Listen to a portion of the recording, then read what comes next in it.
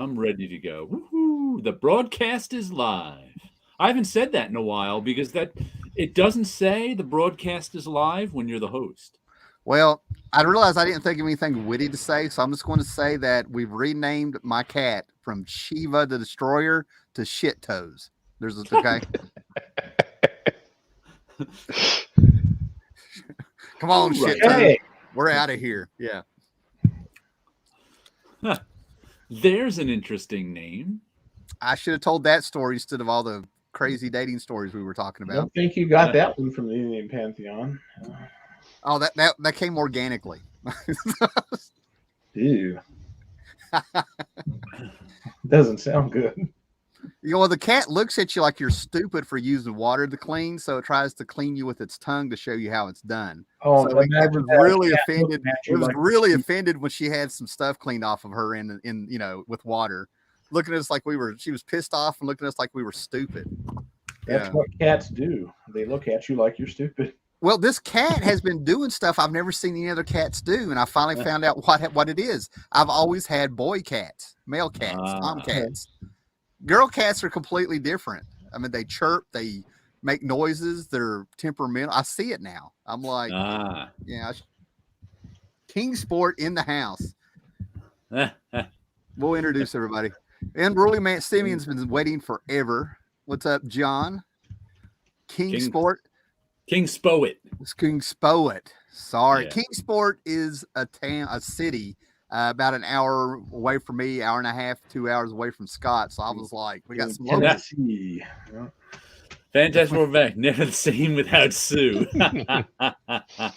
We renamed Sue Shit Toes. But anyway. Don't forget Willie Lumpkin. So down there, we have our European correspondent. Yeah. Paolo, who just started, casually mentioning whenever he just jumps over to France or Germany, for an afternoon. I haven't done that in a while. Down there we have Jared Osborne, and with jaredosborne.com. Yep. Check out. You can go find all my links there. Yeah, he has a biography, needs to be known. And then we have, but he's never been to France or Germany. Never been to France or Germany. And the man that will fail ahead. France or Germany is like me going to New Jersey. It's right there. I was going to ask you, Paolo, how long would it take you from where you live to get to Barcelona? 1 hour 45 minutes by plane, 12 hours by car. Okay. That's like what about the high-speed train? You got one of those? So you going to Barcelona would be like me getting to the very tip of the Canadian border here. Mm. Yeah.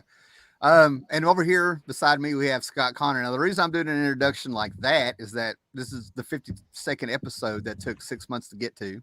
But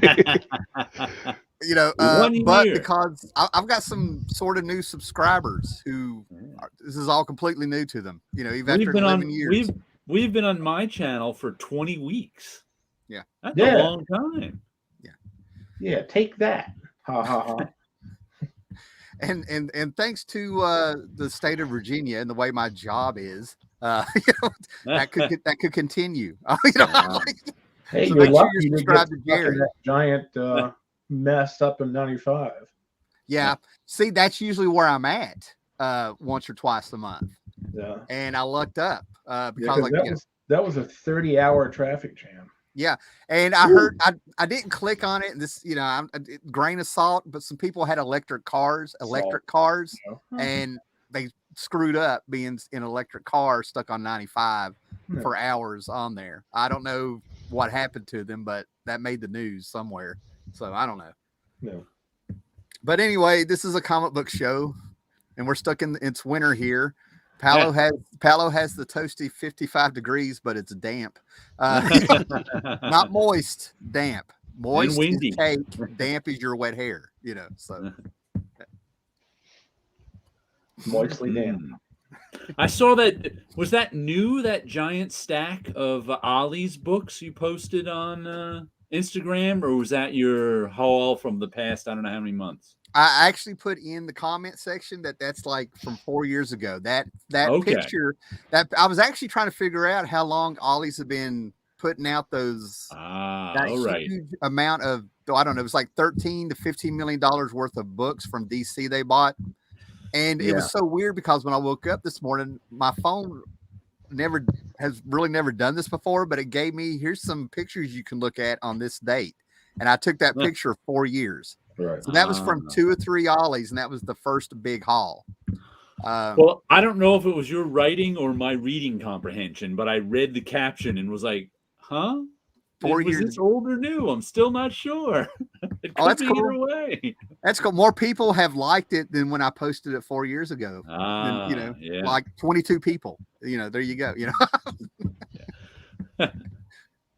But yeah, there's been some like magnificent hauls that we've all had, and you're only as good as your last video, and nobody remembers a video they watched a year ago on YouTube. Seriously. No. So you're only as great as your last haul. I was pretty proud of that one because you saw it, man. It's like $1,000 worth of paperbacks that I got, or hardbacks, archive editions and omnibuses and stuff that were 90% off. So that probably cost me $100. Oh yeah, that was a nice stack. I like those Teen Titans in there. I think I thought I remembered seeing them before. They're all right here. Here's a bunch of You got your new shelves set up. That looks like a real nice background back there. Yeah, finally got all I do is complain about work, but I finally had like afternoon off of work, and I'm like, I'm doing this, and I had my wife popping in here 2 or 3 times, and I'm like, I'll be done in a minute. 4 hours later, Yeah. Sometimes you just got to put things in order. I can walk around here now and do this and not hit anything. So it's awesome. I'll do a little turnaround here. The shelves look awesome, John. As long as you don't do a catwalk, we'll be okay. Yeah, I'm gonna have to get a new camera so I can control the zoom. And now I got some posters. There's even more back here, and there's some in the floor. And in this closet where I got the door, that's where I've got the Neil Gaiman, the Alan Moore, the Frank Miller, all the money books, in a room. And they're, like I said, there's not a heater in here. There's no heat, so it's a dry, cool place. No worries anymore. I wonder if that'll count as a room tour. Yeah, close enough. I was never into room tour videos. I don't know why. Just never. Depends on doing it. Never interested me. There's videos out there where people took a whole room and renovated it and put in track lighting, and they sealed up a window and they put in these fancy shelves and these cases to put their statues. Those are the room tours I saw. That was just unbelievable. Yes, it can be rather elaborate. Yeah, and that's why doing a room tour of my comic book room would never be interesting. I don't have tchotchkes. I just have shelves with comic books. That's it. I have got crap everywhere because my, comic. Well, yeah, crap. Crap. I have. So it's like I got tons of stuff here and there and everybody, but it's like I just have never thought of any interesting way to me to present it. It was like if I would I'd have to edit video and. And here's that Twinkie I forgot about a month ago. Something like that. Walking around on its own legs. Yes, Twinkies evolve. Here's a shelf full of comics. Here's another shelf full. I actually missed the shelves where I just had my single issues up. Yeah. Because it was really cool for people to be watching the videos, and then it dawns on them that every one of those books was an individual comic. Yeah. Were you on the behind the scenes live stream we used to do on GPAPs, back in the day? I don't think so.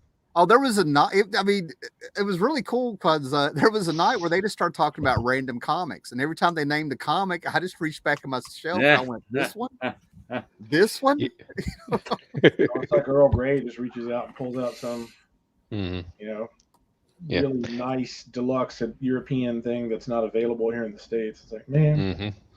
Eric Breen does that in the fossils. We're talking about, and I have this comic.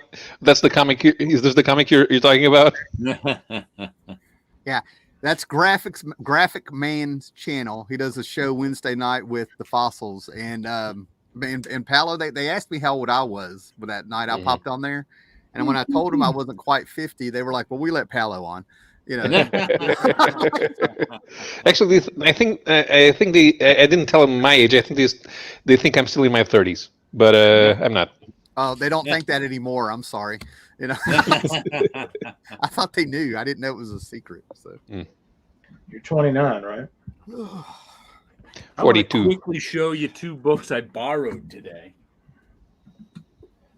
Because I'll be doing videos on them sometime soon. My friend Ed came over and lent me his 2 new artist editions. Yeah, hold on. This is Ross Andrew Amazing Spider-Man artist edition.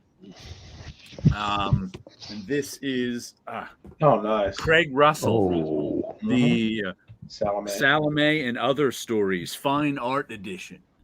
And these are just, like I said, I'll make videos of them. These are just beautiful. These are the ones that are supposed to look like the original art. So let me open one up. I seem to remember, what was it? Craig Russell. Is that no, which one is this one? Salome? Yeah. Okay.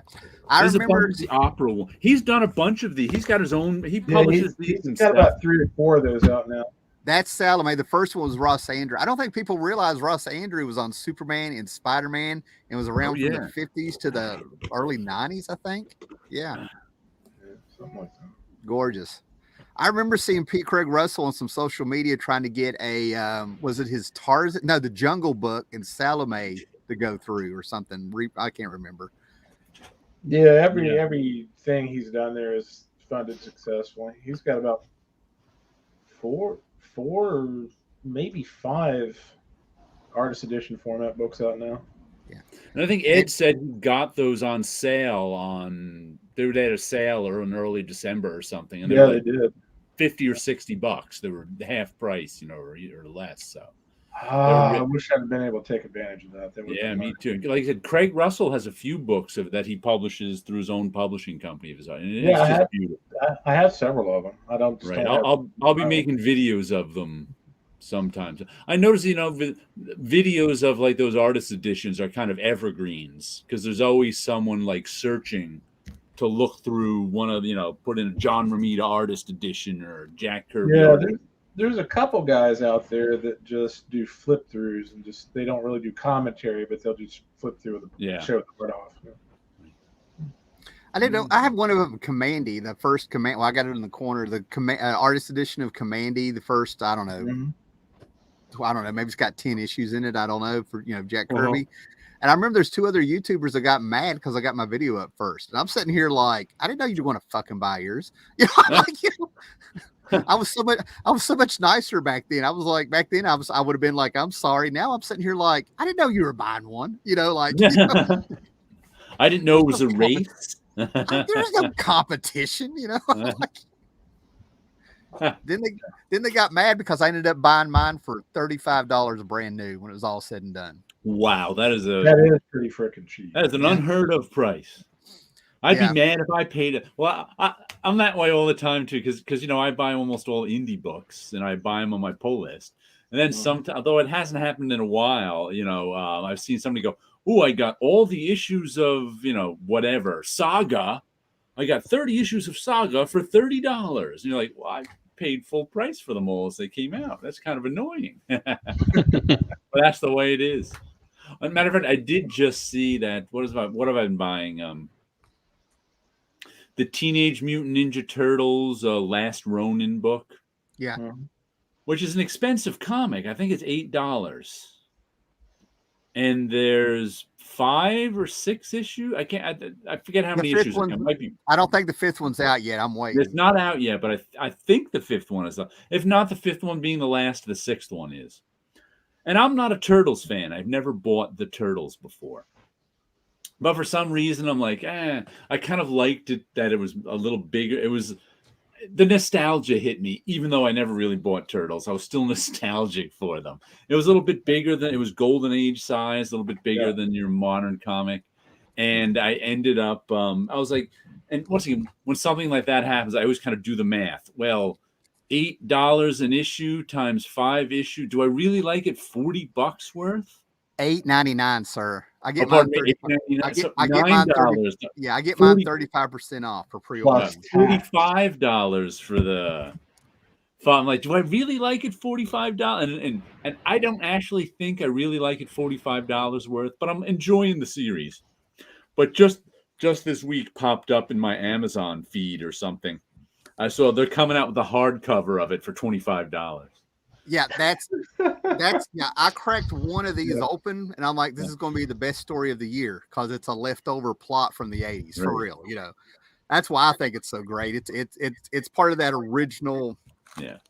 You know, you're actually a Turtles fan too, so. Well, it's strange. I'm a Turtles fan from like 86 to like 91, 92, and then they just sort of faded away from me. It was the most surreal thing to see a cartoon on Saturday morning when it popped open. I'm like, this is weird, you know. After that, not a lot until this last Ronin. But I had my era. I'm in love with it. I've never been a Turtles fan before, though, so it's weird to think that I decided to pick up $9 Turtle comics. I might have like 5 or 6 issues of random old Turtles comics. One of them, I bought a couple of back in the heyday of the Turtles. One of them I think had a Richard Corbin cover. Donatello. I think I bought that one. Okay, now this one, I mean, now that we're going this way, there's the Turtles cartoon by Fox in the early 2000s, and there's always better Turtle fans than me. I mean, I always like somebody tell me. But they have one that was a tribute to Jack Kirby that they adapted from. The adaptation came from this one-shot micro series, and it's where Donatello meets Jack Kirby, and they go into a Kirby world that he's drawing. And it was just like this love letter to Kirby. Then they made it into a cartoon on that Fox cartoon in the early 2000s. So I have that one on VHS. It's got 2 cartoons on it. So I like that one. That cartoon from the 2000s really went back to the books a little bit from what I remember. So which Raphael, I think, is that the one with the first Casey Jones, the Raphael micro series #1? Yeah. That was the one I got that one, and everybody got that one.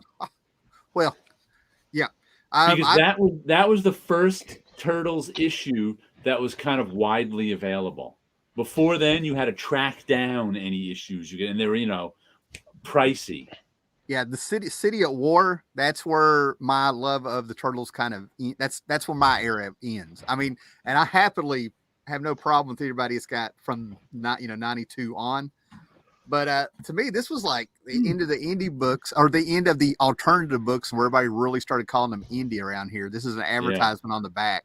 The debut of Madman. Bernie Wrightson got one more Captain Stern out there. Mr. Monster. Peter Laird and Eastman returned for this last great story arc, I think. I think it ran 13 issues. I haven't done this in a while, man. I apologize for going on. And then Eastman and Simon Bisley and them came out with these melting pot books that I don't know if they ever went anywhere. It's a bunch of sketchbooks and stuff. No, I don't think I've ever seen those. Dark Horse, did that say? Kitchen Sink. Kitchen Sink. That just reminded me, Dark Horse got bought. Yeah. By a video game company. And see that Great Assault, like I said, this isn't like a news channel, but not only did Dark Horse get bought or sold, bought, whatever, but the CW is up for sale supposedly because their freaking shows are so low rated.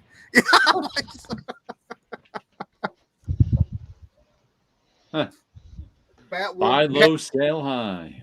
Who would have figured that 2 superheroes, Batwoman and Supergirl, would have killed a network? It was more than just that. Well, the CW used to be the Warner Brothers channel, and then there was the Universal channel, UPN, and they had to merge to survive in the 90s. And then to keep them going, their Saturday morning really helped because they brought back the 4th season of the Batman Adventures, and they started with Superman, Right. So superheroes, their Saturday morning superhero stuff kept them going, and then, now they've killed them, Well, I got 5 comics this week, and one of them was a duplicate of last week's comic because I brought the special foil logo version of the Great Gatsby. Hold on. Which I really enjoy this cover. And this issue, Tim, you haven't been here, so you've missed my Great Gatsby obsession. For some reason this year, I got really into the Great Gatsby novel, and I read like 2 books about the Great Gatsby, and I read and this summer they started this series of the Great Gatsby, and this is issue 3, and it's adapted by some guy named Ted Adams and George Coelho, who Paulo will tell me the right way to say that name now. Paulo tells us is a top Portuguese artist, and he's really good. There's his name. Coelho. And it's Getting there. This issue really kicked it up a notch. Just the art in it is so beautiful. And I still don't know how many issues it's going, but I think it might be 8. Well, when I put you on solo layout, I tried not to jump. Well, I made it 4 steps and quit, but I was about to jump on my shelves and get my 30-year-old novel, The Great Gatsby. My copy of it. And this week, it's funny because, and by the way, I think The Great Gatsby came out in 1924. And 1924 hit the public domain 2 years ago. And this year, 1926 hits the public domain. That's why last year we saw 2 besides this Great Gatsby adaptation, there were 2 Great Gatsby graphic novels, which were nowhere near as good as this. And I actually found I found it on eBay. I didn't know it existed. In 2007, someone else made a Great Gatsby adaptation, a graphic novel. But instead of doing it like, a straight graphic novel, I ordered it, but it hasn't come yet. They somehow made it a photo album where what was happening in the text is the photo. I'm interested to see how that is. It's like a graphic novel. About like in prose. They did it like in prose with just a picture. I don't know. I think so. So it's like a Fumetti album. I don't know. It's drawings. It's not photographs, but it's a faux photo album because it's a graphic novel, so it's all drawn. I'll let you when it comes here. I'll of course show it, but this issue was just terrific. Because what was that? No, go ahead. Yeah, like the difference is the art too, because the text is actually mostly the same in the 2 other graphic novels, but this guy here is just 2 or 3 cuts above the other 2 cartoonists who did graphic novels. So he's doing the Great Gatsby, and then they're doing the mediocre Gatsby, right? Yes, there's a couple of mediocre Gatsbys. Like whenever I talk about the Great Gatsby movies, I say I like the Great Gatsby movies because even though they're not really very good movies, they're glorious failures. And that's what the Great Gatsby was, a glorious failure. The 2 other graphic novels, there wasn't enough glory in them. This has got a ton of glory. I watched the 70s movie of The Great Gatsby and just couldn't do it. This was like the 90s. You know what I mean? Yeah. Maybe late 80s. It's okay. But when Law and Order, took off, and after it's like 8th or 9th season or whatever, and they got Hingham High McCoy on there. Yeah. I watched The Great Gatsby now, and I'm like, so that's where McCoy came from. I feel like it's like a prequel to this great DA in New York, But I tell you what, I'm not going to find it, but something I really enjoyed was the retelling of not Blade Runner, but the source material. Am I echoing? I'm getting a echo. I'm not hearing you echo. No? Okay. But anyway, but it was where they did do Android's Dream of Electric Sheep. Yeah, they did Boom Studios did it won awards, but they just took the actual short story and did it exactly into comic book form. Yeah, I didn't change a word. Adaptation of the text. I tried reading that and didn't like it. I think you got to sit down and read chunks of it at a time. You can't. It made me want to read the short story. I went and got the short story. Yeah. Because the problem is the prose often has nothing to do with the illustrations aren't kind of up to the level of the prose. I don't know about you, Scott. I mean, I'm assuming you read it, but I read the short story first, and that's probably why I enjoyed I never read the short story, so it made me want to read the short story. One of the things with Philip K. Dick, too, is his writing style. Some of his stories will adapt to a graphic format, and others don't really adapt that well. It's like if you tried to give you an example of different artists, but have you ever seen the movie Solaris by Stanislaw Lem? Doesn't really adapt well to visuals, but on text, on paper, it's a great story. Yeah. What's so great about the visuals in this is, besides the fact that he can draw really well and he draws, but like there's things he did in it that like the other two graphic novels didn't bother with, because the cartoonists just didn't have the kind of, it had a different kind of skill. They didn't have the glorious detailed skill. It's like there's two places in the novel that are just mentions. Like there's one place in the novel where Gatsby is telling about his past. And he's telling about because the novel came out in 1924. And one of the interesting things I find about the early 20s especially is World War I looms huge at that time. Because World War I was such a disastrous event. Well, they had the World War I and they had the super flu, so they're the lost generation because millions of that generation just in America died because of the war and the flu. That's the setting of why the people are sort of like how they are with the parties of the Great Gatsby, and that's it's a great piece of Americana history. And even more people died in Europe. It was even worse. Yeah. So it's like that kind of looms over everything. So there's just this one, but it doesn't. It's in the background of Gatsby. You can tell because everybody in there had met in the war. That's where all these people knew each other. Oh, you were in the war. That's what you in 19 when he was writing it from 21 to 24, I think. And that's what you asked yourself. If you say, "Oh, were you in the war?" What did because everybody was in the war if you were of a certain age. And so there was just this one scene where once again Gatsby's telling about his past, which has to do with the war, and he was mentioning he was telling what he did in the war, and they went to this full-page spread sort of a machine gun battalion in World War I. And it hit you. It made you go, "Wow!" This was, even though, like I said, it was really kind of matter of fact in the novel, because, like I said, at that time when he was writing the novel, that was matter. World War I, though a looming trauma, was also matter of fact. But like he was the only artist out of these three adaptations I've read to hit you with World War I in that scene. And then there was another scene where they mention what's it? Meyer Wolfsheim fixed he was one of the characters in the book. He was the guy who fixed the 1919 World Series. Once again, this is in 1923, 24. He's writing this. It came out in 24. Right. That was immediate. That was like the recent fix. Like to us, the fixing of the 1919 World Series is way in the distant past. That's things that happened in old-timey times. But now that's over 100 years ago. Yeah, it happened within a handful of years. It was like an immediate. This guy he's like, oh, he's the guy who did that.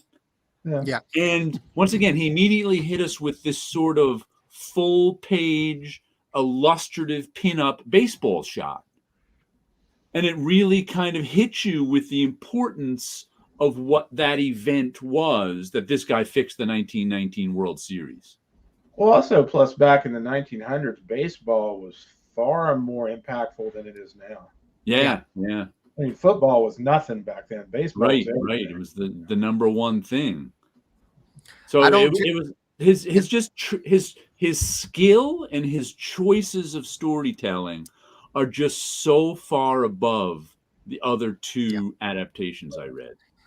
Well, I mean, I'm sitting here and I'm listening to you and stuff, and it made me think back. And I'm not jumping up to grab my Grant Morrison Animal Man, but the biggest symbol, the light across the lake from Gatsby, Right. of his love and she shines, and all that stuff. If you know the story, but I think Grant Morrison lifted to that and put it in Animal Man with Grant talking about, "Oh, buddy, you want me to give your life back," and all this stuff. And at the end of it, he's like, "I want my cat back. I want my cat back." And when he walks away from the lake, the light comes on. And I'm like, did Morrison just steal from Great Gatsby? Morrison, did Grant Morrison just steal a whole scene from he stole the ending of the Gatsby? If you live long enough, you're going to see where everything got stolen from something else. Oh, it's not a judgment. I just thought I actually kind of respected it. It just showed he was well read in my eyes. You know what I mean? Like, yeah. Though that just reminded me, the one thing I still haven't seen anyone do, not in the movies, not in any of the graphic novels, it just doesn't work visually, is in the novel when Gatsby makes his first appearance. Our narrator comes out and our narrator's got his little house, and Gatsby's big mansion is up next to his house. And Tim just mentioned the light. And there was a light across the bay from them that was Daisy's light. That's big and symbolic. And they always say you can just block them. And Russian bots there's always one or two Russian bots who show. Wait a minute. Paolo, I think this is for you. Yeah. Yeah, that's Vinny. And whenever in Gatsby's first appearance, the narrator says something like, "And I saw him standing there with his outstretched arms in a sort of awkward way, reaching for the light." And I've never seen that. And like Gatsby's first appearance is always just kind of, it's awkward. It always is. It's like, there's no way to kind of make a guy standing on the edge of a dock, reaching for a light that's a mile away, awkwardly, not dramatic. I've yet to see someone be able to do that. Well, you have to see it through Toby's eyes, But it amazes me there's even a market for that book in America in my eyes. Like I'm not saying there's not. What I'm saying is that I can't wrap my head there. To me, that feels like something that would happen in Europe with European comics. Well, being that the artist is Portuguese, maybe it is European, and they're just releasing it here. Let me see. Yeah, that guy became famous when he drew Rocket Raccoon, so he knows how to have American sensibilities. But that superhero sensibilities are not what you're wanting when you have a literary adaptation. Right. Clover. I don't know. Maybe I don't know if he's ever been to America or not, but I think it's kind of cool to have somebody draw what's the word I'm looking for? What they think America is, the romanticized versions in their head that they get off of TV and stuff like that. Well, it is. Been there. Yeah. In Europe, we do that a lot. What was that, Callum? In Europe, we have that a lot. That's why we have so many Western comics. We do enjoy the notion of a nation while they're creating their own mythology, and it's an interesting thought experiment to try to duplicate it. Yeah, and see, and I've met people who thought that it was 90210 and soap operas is how we lived over here in America. And I've met people that were like disappointed because they were like, it looks like Ireland. I'm like, I know, The one thing he did mess up, I think it was issue 2. He drew Grand Central Terminal instead of Old Penn Station. Okay.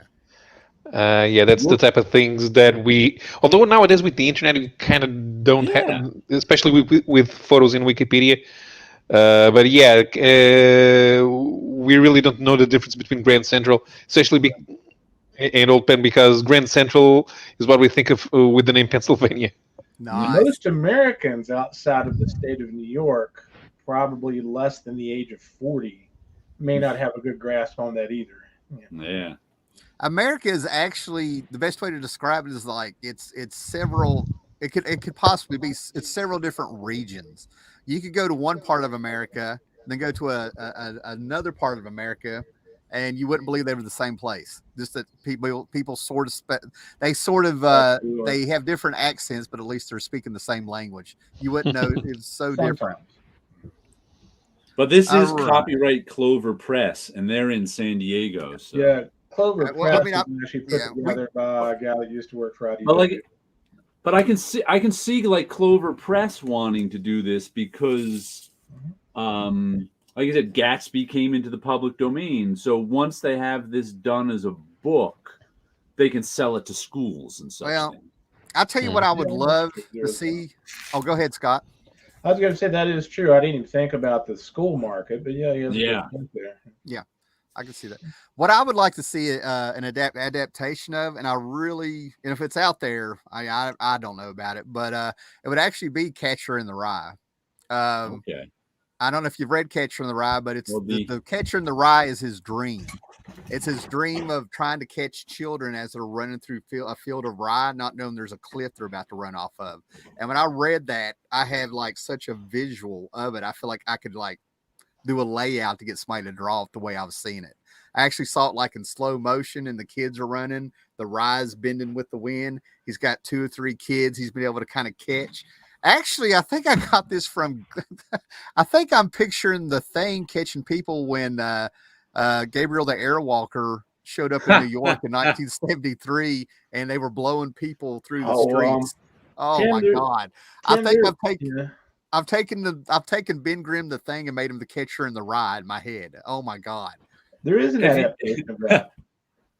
If you want a really good grade A adaptation of a classic novel, To Kill a Mockingbird. I took it out of the library this year, and I put it on my Amazon wish list and got a copy of it for Christmas. It's by Fred Fordham, and this is just terrific.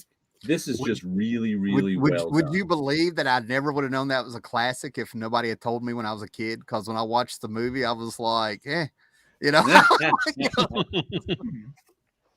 I would say I like this graphic novel better than the movie. They just did a terrific job. Tim, there is an adaptation of Catcher in the Rye. Okay, I'm going to look that up then. You've never heard of Cliff Notes? All right, going back to the 90s for some reason. Now, here's what happened. We got a bunch of people that's popped in, and thank gosh, I'm so glad they stuck. We lost some people when we got all literary. Okay, I'm just gonna tell you. And now we're back up. We've lost one person. You know what? Sometimes we're sophisticated. Don't go by how we look. You know, just because we have one European doesn't mean the rest of us are animals. You know, we're sophisticated ladies. Yeah. So when I was like cleaning this room up and getting everything sort of organized and stuff, there were some things I pulled out of the boxes. I ran across them. And a lot of this is like for the art, you know what I mean? But I don't know if you remember this in the early 90s. I've got the jewel on it, but the annual event for that summer in the early 90s was Eclipso. And Eclipso's gym, you know, he used to have this old Silver Age character. They built a whole event around him. You know what I mean? So in all the annuals, somebody was getting an Eclipso, and they would get like half a shadow on their face. I remember that. Right? Well, the problem is Bart Sears' art is so great on this. I hate that it was stuck. I don't feel like Bart Sears ever got his due, is what I'm trying to get at. You know, when you really slow down and look at his stuff, the guy was magnificent, right? But what I want to show you are these 3 issues that came out. Eclipso got his own series, and a lot of people have noticed because of Peacemaker, you know, later on. But Bart Sears and Keith Giffen came out here and did the first 3 issues. And look at this cover. This is Bart Sears that I think a lot of people miss. Look at that. This is not Justice League and the funny books. You know what I mean? This guy had some major skills. I met him at Baltimore Con and stuff, and he actually looks like one of his drawings. That's what's wild. So does Keith Giffen. Keith Giffen looks like one of his drawings. That's an interesting subject. God, the artists that look like their drawings. Keith Giffen looks like one of his drawings. I mean, I was looking for ambush bug. That's an interesting subject in and of itself. Yeah. I'd have to think about that. That old joke, you just have to put the O on the end of a word and you've got a DC villain. Universo. Metamorpho. Computo. Yeah, computo. All right. Domo arigato, Mr. Roboto. Here you go, Paolo. We'll do some comments here. Going all the way back to when we were talking about, what was this gentleman's name? Calaheo? Coelho. Coelho. Okay. No, Always says he wants to draw every genre possible. Well, he's Paolo doing a is good the- job with the Yeah. Great Gatsby genre. Is the H in his last name pronounced like a J, like a soft J? No, the H forces you to flatten your tongue when pronouncing the L. Okay. Okay, Comic Crack. Did I mention that I was hammered when we all had that chat during the holiday? No. I checked the bottle of tequila the next day. It was 3/4 gone. Well, if it's tequila, I'm just going to say, number one, I'm glad you had a great time. Number two, if you got that last fourth, there's been some clothes off. That's all I know. All right. He bought a European comic just because he was under the influence. Bart sent Newton, just an art for a Kickstarter. He just bashed it on just back. He was such a cool guy when I met him up there in Baltimore. I've always kind of liked his art. Scott, this one's at you, man. Well, I just thought of two more. He brought up Chuck Jones. That's a very apt one. There's two more I can think of: Jack Davis and Sergio Aragones.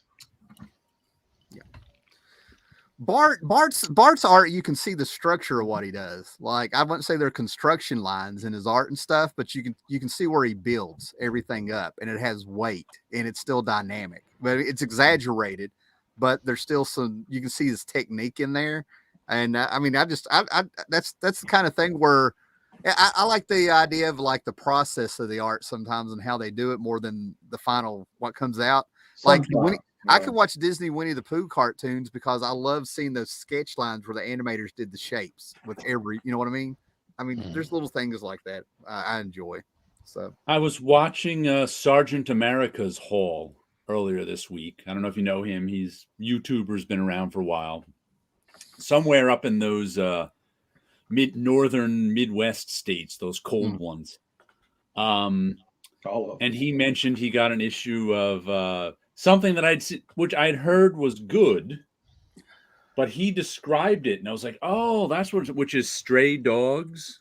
I borrowed this from Hoopla. Have you heard about this one? No. I've heard the buzz, but I haven't heard anything about the actual book. I've heard I actually looked at it, like I looked at an issue and just kind of put it down because it looked like a kid's comic. But what it actually is, it's the story. It's told completely from the dog's point of view. I think it's described on the front here. What did it just say? Forbes describes it as what you get when you crossbreed Silence of the Lambs with All Dogs Go to Heaven. Well, you get stray dogs. And what it is it's done like a Disney movie comic, all the dogs drawn. But it's the story from a dog's point of view. All the dogs talk to each other. There's a serial killer who kills women and then keeps their dogs. I love it. So this is all the dogs living in the serial killer's house. Well, they can't be great guard dogs. They all have short memories and they don't quite know. What a concept. I know. Let's slow down. Let's break this down just a little bit. I mean, did you like the book? Oh, it was really good. Okay. So let's get that out of the way. Really good book. Jared says it's a great book. Check it out. Us who have never read it, I'm like, screw those dogs. Some killer comes in, your dog is supposed to protect you or bark and let you know he's coming. Well, they do. It's really sad because they show you some of the murders from the dog's point of view sometimes. And matter of fact, the one that just came out was the special, which I think did that. Because this is only 5 issues. It's a 5-issue story all wrapped up.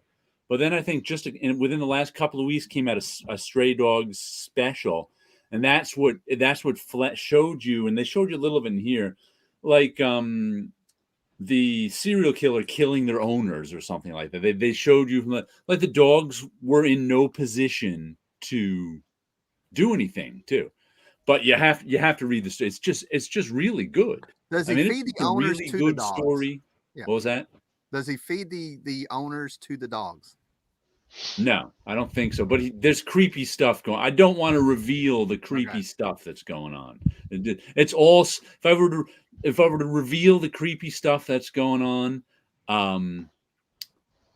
it would give away too much. But the story is about the dogs kind of discovering who their owner is. And like it's completely told from the dog's point of view. I'll check out the trade of it. I was getting ready to say it's out in trade. I got the trade in Hoopla, so nice. Man. But it really, like I said, I actually looked at this in the comic shop and went, kids book. Even though I had heard the buzz about how good it is, I looked at it because it looks like a children's book. Okay.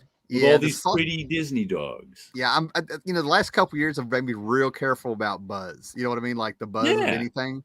I mean, I've heard great things about 5 kids walking to a bank or something, and I read some of that, and I'm like, I was disappointed in that, but their new one is really good. Okay. What is the name of it? 4 kids walking to a. How far have you ever been? What's the furthest? Hold on, it was in my. Last week I had my award lists, and one of my awards was where is it? Best start to a series. And what's the furthest place from here? 1 and 2 is the 4 kids walking to the bank team. But I really enjoyed it. I did not like 4 kids walking to the bank. I tried an issue and that was enough for me. But I bought this one and really liked it. Nice. Nice. So was it Matthew Rosenberg and Tyler Boss? Is that who does it? I think so. No idea. I mean, I know the guy got interviewed a few places. I mean, there was a lot of he got minorly famous there for a little bit. There was so much, and even it was who was pushing that book back in the day. GPAP loved it. Undisputed Frost loved it. They even interviewed Frost was the big one. Frost actually met the guy, made sure everybody saw. He interviewed him, I think, when they had that show when they interviewed people briefly. That's what it was. Yeah. Yeah. And there was a few other people I saw who really loved that book, but I was lukewarm on it. But you know how awkward. You know how awkward it is when you gotta. I mean, and I never in real life I never really worried about this kind of stuff, but it's kind of awkward when you're a guest on somebody else's channel or stream or something, and they're all thinking this book is fantastic, and you're just sitting there like. Okay. That's when you just sink into the background and let them be enthusiastic. I feel like I'm at somebody's house and I can't talk about their mother's cooking. You know what I mean? Yeah. I don't want to wreck anyone's enthusiasm for a book. Yeah. I mean, I'll tell you which books I like and don't like, but if someone else is being enthusiastic, I can just say, it wasn't up my alley and move on. Yeah. Well, while I was digging and stuff, I've been looking for this book. This is one of those books that seems to bounce around in my collection, and I don't know why. So we're going to have witnesses that I'm going to put it up here, okay, back here somewhere. I'm going to have witnesses. But 1987 apparently was a very fun year for me when I was 14. With comics and stuff. That Justice League stuff was coming in. I've already been collecting for a while, but this is where I paid attention. And knew who Steve Rude was now. Right? This is this one shot with Mark Evanier. Not a big deal, but I mean, I know people have held on to it, but this is the actual one. But all of a sudden, here's Steve Rude just doing this Mr. Miracle one shot. And he blew me away in this with his art. I mean, you even have Darkseid hiding there on the cover, you know what I'm saying? But what grabbed me, this is the moment I became a Steve Rude fan. Like, this is the panel. And in my mind, it was just, you'll see what I'm saying. But when in my mind, he's taking a full page, and that is Mr. Miracle trapped inside of a box. And we see inside the box. So he did this full page of fitting his body in there, contorted, inside the chest. That is cool. Yeah. But in my mind, I never saw Big Barda, Light Ray, or the Forever People. I just saw Mr. Miracle. Huh. And that's how awesome I thought that was. Like, it completely blanked out of my head. Huh? Even though his art style is not like that, it's almost like he's channeling Steve Ditko. Yeah, I mean, and they got the funky Flash Man. And that was the first time I saw somebody not try to make him look like Stan Lee. You know, I'm like, but yeah, this was just a fun book, and it blows my mind. I've been able to like, it's not so much holding on to it, but look what great shape this is in for just a floppy little throwaway book. That's what's getting me. You know, it still smells like it's got some ink in it. One of the things I admire most about Steve Rude is how hard he worked to be a good painter. Oh, because I can remember when he started doing painted covers. It's not that he wasn't as talented as, you know, he's always been a talented guy, but his painting actually wasn't very good. And he's studied and studied and studied over the years. And his painting now is terrific. I mean, it's been terrific for 20 years. But his first 10 years, his painting wasn't that terrific. But he just kept working at it. And a lot of guys don't keep working at it. Right. They reach a certain level of proficiency and they plateau. Do you guys have him on Facebook? Do you guys have Steve Rude on Facebook? Yeah. Have you seen some stuff where, like, a couple years ago he was at a con and he kept coughing? Apparently he's got like a chronic or something. But he was taking his time painting the Superman thing at this convention where I couldn't watch it anymore. He's driving me nuts. But I saw the finished piece and it was amazing. But then he'll have like something going on in his living room studio or whatever. Yes. And he'll pop out there. And I remember this one where he sat there and he looked at his daughter or somebody that was holding the camera or the phone. And he said, I practice my craft every day. Yeah. And he just, I mean, and that's yeah. That's like but he not only practiced his craft, he wanted to get better. Yeah. Like most guys really don't get better. Most guys reach a plateau and then keep going on that. Not that they're bad, but Steve Rude could have kept painting like he painted 30 years ago. It was competent enough for doing comic book covers. But he kept wanting to get better and kept working at it and kept studying. And now he's a really, really good painter. But he's like, 10 times the painter he was in 1990. You know what I think the coolest thing is about him? When I didn't think there was anything else could be cooler about him? Mm-hmm. He's a Partridge Family fan. I think we have the same favorite Partridge Family song called Rainmaker. I don't know, but it's gonna be wild if I ever meet him at a convention and I'm like, yeah, your comics are great, let's talk about the Partridge Family. And that's when I hit you in the back of the head and bring you back to reality. No. I guarantee he'll sit there and be like, yeah, Then I'll bring up Space Ghost and then it'll be all over with. Mastodon is saying Niagara Falls. What? That? What? Yeah. Niagara Falls. What? That's Scott Connor. Mentioned that name, and he's Niagara Falls. Slowly I turn. You lose it like the studio. Inch, step by step. Inch by inch. Hey, dude, don't call me dude. You remember that Scatterbrain video, Tim? Yeah. What's with all these Russian bots, man? You just spend them. You just spend them. Yeah, you just block them. Speaking of things that artists are fans of, I wonder if I could get some time alone with Jim Steranko without having to pay him. If I start talking about the Porsche 904 GTS, no. I have to pay him, even if it's about the Porsche 904, which is a car that very few people know about because it wasn't sold as a road car. To answer your first question about you're not going to be able to talk to him without paying. My favorite car that I like only because of a TV commercial, and nobody thinks it's a good car, is the Triumph TR7, the shape of things to come. The Triumph TR7 was not a good car. I know. Everybody says it's not a good car, but I always liked it. They had a TV commercial when I was a kid. And it was like this triangle car. And it was I thought it would be the Chrysler Cordoba. I tell you what, man. Caribbean leather. there's You different remember the reasons. There's Pontiac always Fiero, which was just like a wedge, basically. Yeah, it was a Yeah. wedge. And I always wanted the shape of things. When I was 10 or 12, whatever the year that came, I wanted the shape of things to come. And then when I grew up and read a little bit about it, everybody was like, the worst car ever. I don't know if I I was like, oh.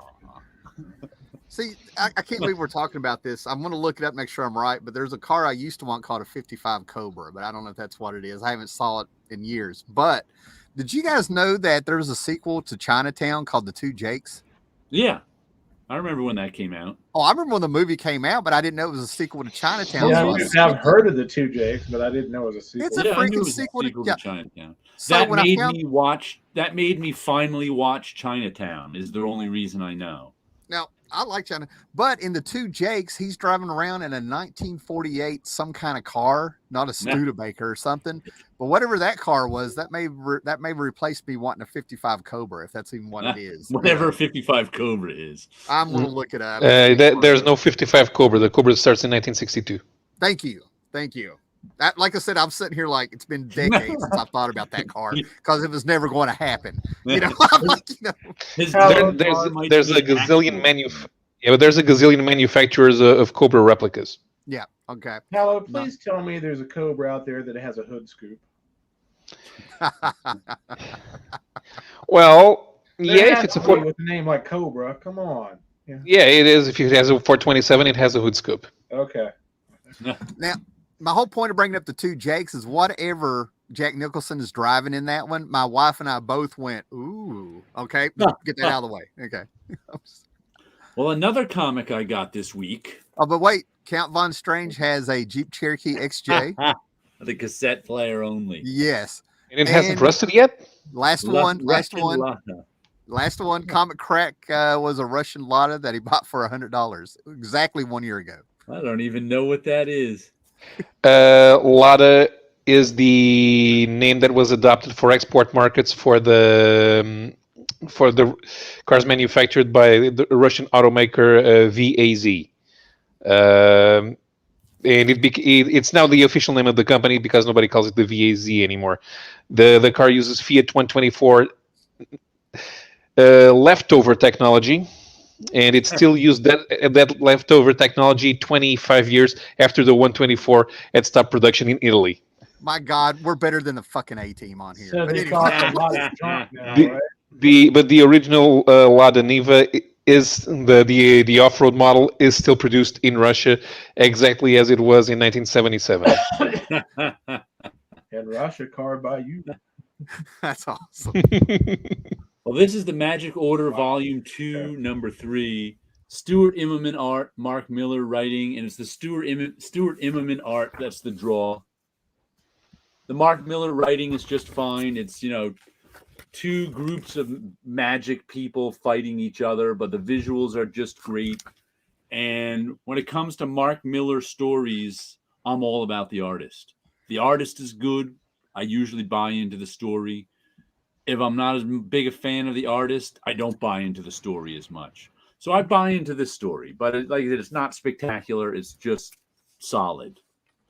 But Magic Order 1 was just the same way. It was good. Magic Order 1 was the one that I always call Mark Miller the master of the expected. Because he grabs moves in his stories, but he does them well. You can see the plot twists coming. Well, there's not even plot twists usually. I love that. You usually see the event coming up. But Magic Order 1, there was actually a plot twist. And it took me by surprise. I was like, a plot twist? Holy cow. It's like everybody. So I'm waiting to see if there's a plot twist in this one. All right. A friend of mine bought a Lando and toured Eastern Europe in the mid-90s, said a whole lot of Lando car. Wait a minute, a whole lot of car for a little money. But check this out. It's a Scott-worthy joke there, sequential geek. And the Mastodon threw this at me. Yeah, 1949 Hudson Commodore. Too bad they couldn't afford the rights to get Led Zeppelin to record a commercial for A Whole Lot of Love. The Hudson Hornet. That just reminds me of Hudson Hawk. Yeah. Someone threw brick through the black window while they're in Poland. German plates. Ah. Yeah, you should have exchanged that Lada for a Polonez. Yeah. The Polonez is the Polish version of car made with leftover Fiat technology. This is awesome. All right, man. Now here's a sob story, right? It's never going to happen now. I mean, I'm one of those people that I know when to let go of a dream. I'm not crushed by it. But what kills me is every time I had a chance to buy the original of this book, it was one of those things where somebody had wiped their butt with it and they're like, give me $150, that kind of deal. Like it was just, I never ran across a decent copy of this. You know what I mean? At all. I mean, before we even get into the price. So apparently this is a stack of books of things I forgot I had. I got a facsimile edition of House of Secrets number 92. First appearance of Swamp Thing, even though it's not Alec Holland. That's and we all know who's on the cover here, right? Yes, we do. This was okay. I was going to ask you if you knew who that was. Yeah. So it's Louise Simonson was the model for that. To people who don't know, but she was Johnson back then. That's what's throwing people Jones, off. Right? Louise Jones. Yeah. Jones. Thank you. Yes.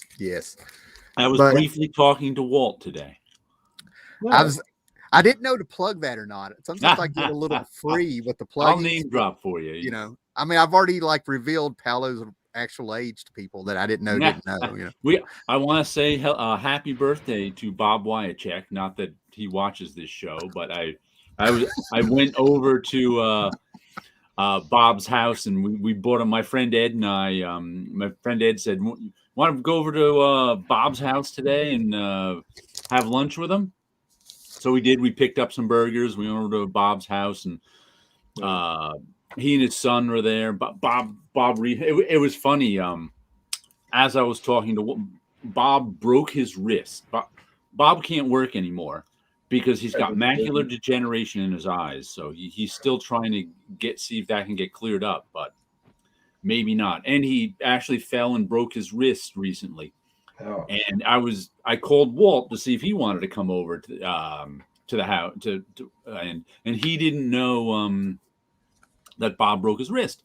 Then I was talking to Bob at lunch. I'm like, Bob, Walt didn't know you broke your wrist. He's like, I don't like to burden people with my problems. I was like, that's not problems. That's news. We're dying for news. If you break your wrist, you got to tell everyone. Well, see, then you have to change his name to Bob Burden. So. Bob Burden. Now, speaking of Wyachek, didn't you say that he worked on the Guardians of the Galaxy? That was his first inking job for Marvel, was over Al Williamson on Guardians. But not this issue, because this is... I don't know what issue it is. Gotcha. It's that run in Marvel Preview, though. Great. I was actually going to be cute and be like, speaking of Wyachek, and then I looked inside of here and went, it's Marcus. It wasn't his name there? Nah, it's Pablo Marcus. But okay, I got I forget which issue. It's in that. There's only like 6 issues in that run, so... Yeah, I don't have it here anymore. But Bob's doing okay. Happy birthday to Bob. Give a thumbs up if you had the Evil Knievel toys. I did. I did not, but my cousins did, and that toy was so disappointing. You know, Jared, there's times I really feel bad for you because I know you had a great childhood, but you never listened to a Black Sabbath album. You didn't have Evil Knievel toys. Did you eat Fruity Pebbles? There was a better motorcycle toy. Oh. The problem with the Evil Knievel toy was how it was built. Okay, the Evil Knievel toy had this tower that you cranked the side of, but it worked by friction, and the Evil Knievel toy just leaned against the gears. And you had to crank it and crank it and crank it and then hit the release button. And sometimes it wasn't in the gears right and it would just go. It's because you had to practice. You had to work your toy. Practice. I don't want to practice with my toys. Look, we've lost 2 viewers with you saying these evil things of Evil Knievel, sir. I had something called SST, Supersonic Tower. I had one of those. Yeah. It was a motorcycle. It was smaller than Evil Knievel. The wheel in the middle and pull on it real fast. No. That was SST. Okay. SSP. That was Supersonic Power. That was the one you went zzz. Whoa, I'm hitting my... Just like that. Yeah. It was powerful enough to knock tiles off your ceiling there. You know what's funny? There was SST and SSP. SSP was the one you're talking about, which had those were cool. Yeah, I had Were, one. It was neat. You had the notched whatever it was, Yeah, a plastic strip that string had thing. teeth on it. It would When you put it in gears and went, Yeah. they went pull out fast. real fast, and it would. You know what's funny about your SSTs? As I look through this comic, I see some Sureflyers and I see some Big Jake toys and I see a full page spread, for Evil Knievel, but I see no SST. That's because it was so You got cool. the They wrong didn't need issue, to sir. advertise. What it was it had the same sort of tower that the Evil Knievel had, but instead of leaning against it and cranking the side, it was like an air pump. So you put the motorcycle on the little ramp in the air on the end of the air pump, and you pumped it and pumped it and pumped it. Okay. And then just went boop, and it went way faster than Evil Knievel and with a way higher success rate. Wait. So you're telling me No that practice necessary. as I sit here and I put my Evil Knievel down and I start cranking it and I hear that engine revving up in my head because it would My go. SST is already gone. And it would like bring tension to you and you'd hear it get faster and faster and you get motivated and then he would pop off. You'd rather sit here and do this. No, you do this and that. it's gone. It's gone. Air pressure is a lot better than springs. It's not about speed. It's about the jump and the wreck. Oh, the SST was twice the toy that Evil Knievel just had a license. That's all it had. Somewhere there's a G.I. Joe shark that got jumped. Oh, that's awesome. Oh my God. Speaking of Bob Wyachek, if you worked in payroll at Marvel, he would have had the best name ever. Like, Wyachek. Why not send him cash? Sold around the world. Yeah, family regret. What is that? I mean, I'm not going to do my German accent. I know how to pronounce German words, but I don't know what they mean. I don't know what it means either. Jeder Popel hat ein Opel. I have no idea what that is. Something about pooping in a hat and it coming out. Probably. I think Jared is trying to say it sold itself. No need for ads. Yeah. Man, people turning on the Knievel, man. That's a hero of a generation. That's because that toy was frustrating. Do you know it's legendary? I had no problems. And the commercial for Evil Knievel to make it do all those stunts, they had to wind up like 10 of them at once and send them all off. And record something I had that was better than both of those. Stretch Armstrong. No, I had a Major Matt Mason Star Seeker toy where it was like a space capsule kind of thing. It was 2 levels, but you had wires in between the levels, and they would plug into little plugs, and depending on how you configured those plugs, the thing would go off in different directions. Not just I've never heard of this. It multiple ways. We had one kid over the hill named Sam, and he had like this little, I don't know what it was, but he was actually quite organized for his toys for a 5th grader, and I was like in kindergarten. But you could actually pull out like this one little shelf that had no top on it or something, and he had these Micronauts in there. And I remember the orange one with the red brain, or maybe it was the other way around, and all this stuff, and it had hooks for hands. Yeah. I saw one person with Micronauts, is what I'm trying to get at, and could never find him. I never knew where there's 2 places you bought toys, A-Mart and Magimart here. Yeah. When we were growing up. I never saw any Micronauts as a kid. The only place I ever saw Micronauts back then were in the JCPenney catalogs. And then I'll shut up here. But he also had in the shelf beside that, and this drove me nuts, he had Shogun Warrior metal ones that were like 4 inches. Never saw those for sale. Never saw them for sale. Well, we have a translation here of our German. Where am I at here? It means every peasant has an Opel.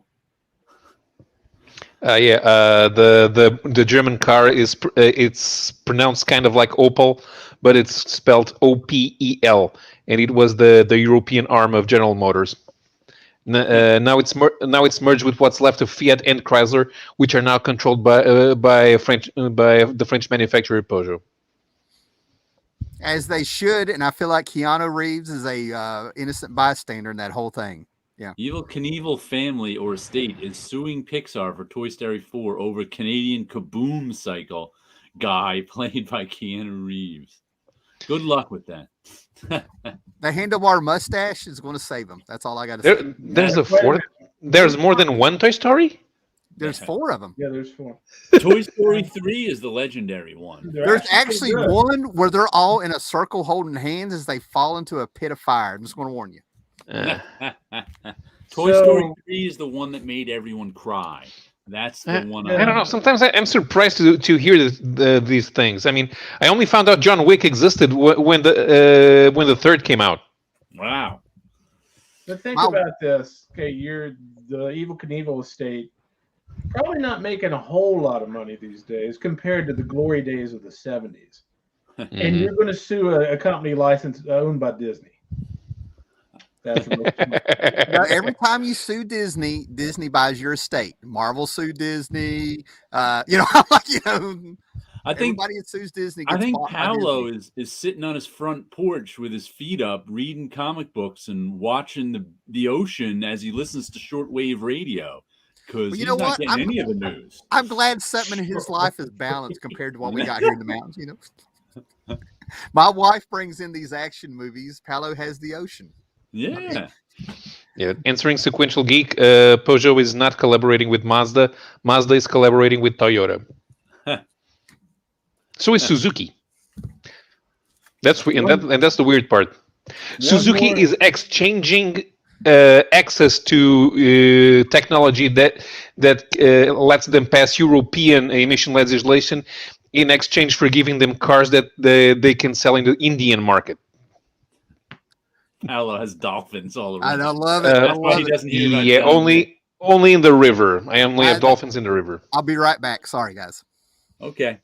One more comic for this week is Nocterra, which is solidly okay. Once again, this is actually Nocterra Blacktop Bill special, so it's not an issue of Nocterra, and it's an issue of this is issue 1 Blacktop Bill special. But what's interesting is it's drawn by Dennis Cowan and inked by Keith Williams. So it's got this sort of combination. Sketchy Dennis Cowan style. With I don't really notice a lot of Keith Williams in it because I know Keith Williams mostly for his watercolor in the 80s. I mean, in the 80s, Kent Williams, not Keith Williams. Keith Williams. Keith Williams was the John Byrne inker on Alpha Flight after Wyachek. Right. I'm sorry I messed up. It's Kent Williams, the guy who did watercolor painting in the 80s, like Havoc and Wolverine. Yeah, and Enemy Ace. Yeah, so it's interesting. George Pratt. And I have to say, I didn't think this was all that great, only because I'm not a fan of serial killer stories. They're so overdone. I mean, it's like and Blacktop Bill is sort of the villain of Nocterra, and this is kind of his origin story, and it's sort of a serial killer origin story thing. And there's a wild page. I don't even know if you can tell what's going on there. There's different monsters really. attacking. So dark, you can't really tell what's going on. But like I said, it was if you like serial killer stories, you might like it more than me. But to me, it was just okay. It wasn't bad. It wasn't good. Yeah, serial killers are one of those categories that just do literally nothing for me whatsoever. Yeah, me too. I'm like that. I'm just give me another zombie story and another serial killer story and another vampire story and another mafia musical. You know? I really have no interest in getting into the mind of a serial killer. I just don't. If you want to show me a story of them hunting down a serial killer. It's funny you brought that up because I just thought of something. I have a couple, 3 or 4 friends of mine that are really into that, and they're all female. Yeah. Well, according to the graphic novel I just read, that one I mentioned, I think I mentioned it a few weeks ago now. I can't even remember its name, but it was a graphic novel that I read on Hoopla that was done by a woman who's a New Yorker cartoonist. Mm-hmm. And it was about like my life and true crime or something like that. And it was about her true crime fandom. And one of the things she mentioned is the majority of fans of true crime are women. for whatever reason. I just until you brought that up, all of a sudden it dawned on me as all the serial killer people I know, they're all female. That's interesting. Yeah. I know some dudes people, but I know some women too. But yeah, that's common. It's more common for women to be into true crime than men. And she speculates about it, but. And if you're a guy in the United States over 50, you become a World War II expert. So. It comes with the age. Yes. World War. Where are these Russian bots coming from? Russia? Das Vidanya. Gretzky brought up that Buzz Lightyear is getting a movie. I saw the trailer for the movie. It actually looked really good. Okay. Like I said, I've never been a fan of animation for some reason. What is wrong with you, man? I don't know. I can't tell you what's wrong. None of that. Did you like Looney Tunes? Looney Tunes I like. Okay. The Simpsons I like. I mean, it's not a hard and fast rule, but yeah. 95% of animation I'm not interested in. Yeah, I've always had zero interest in Disney animated movies. But yeah, Looney Tunes, of course. I mean, I am a big fan of the phrase, you realize, of course, this means war, which I only found out later it came from Groucho. A lot of stuff back then came from Groucho. Yeah. Comic Crack just said the dudes who are into serial killers start death metal bands and sample them. Sequential Geek tells us Don't get me Hit started Monkey on death metal, man. I guess Hit Monkey is a gangster story. Yeah, there's exceptions to, like, I don't mind crime stories about hunting down serial killers. I just have no interest in getting into the mind of a serial killer. I don't know. Yeah, that's just something that's never interested me either. I don't care why they do it. It's like when I brought up a few weeks ago that when, oh my gosh, Eric Powell was doing the Ed Gein book. I was like, I like Eric Powell, but I'm not really sure I want to read a book about Ed Gein. Yeah. I'm not a fan of death metal, Terrence. I like the music's okay, but I'm getting sick and tired of hearing Cookie Monster sing for every band. Jim Henson. If Jim Henson Productions decided to press charges, half the metal bands in the Scandinavian countries would go out of business. And I thought you were talking about Tom Waits. I was like, hey, man. I can understand Tom Waits. Yeah. He's Cookie Monster light at best. Right. What's that song? There's a YouTube video where somebody took a bunch of clips of Cookie Monster. He's singing a Tom Waits song. They match the words up, and it's like God has left the building. I don't know what it was. Yeah. I think I know what you're talking about. I've seen that too, not in a long time. There's a video on YouTube. There's a group called the Cookie Mongoloid. And they wrote a song called I Left My Cookie in the Mosh Pit. And the singer is dressed up like Cookie Monster. And he's hilarious. Yeah. Really funny. Well, I got 3 more books here of things I forgot I had. Talk about Super Jail, Terrence. It's awful. Oh yeah, Sequential Geek mentioned My Friend Dahmer. That was a good graphic novel. That one was definitely good. It was cool. I met Durf in Cleveland. Yeah, obviously I like I said, there's exceptions. I like My Friend Dahmer, but that wasn't really about getting into the mind of the serial killer. That was an actual person who knew Jeffrey Dahmer when he was young. Yeah. What the hell's been going on while I was gone? All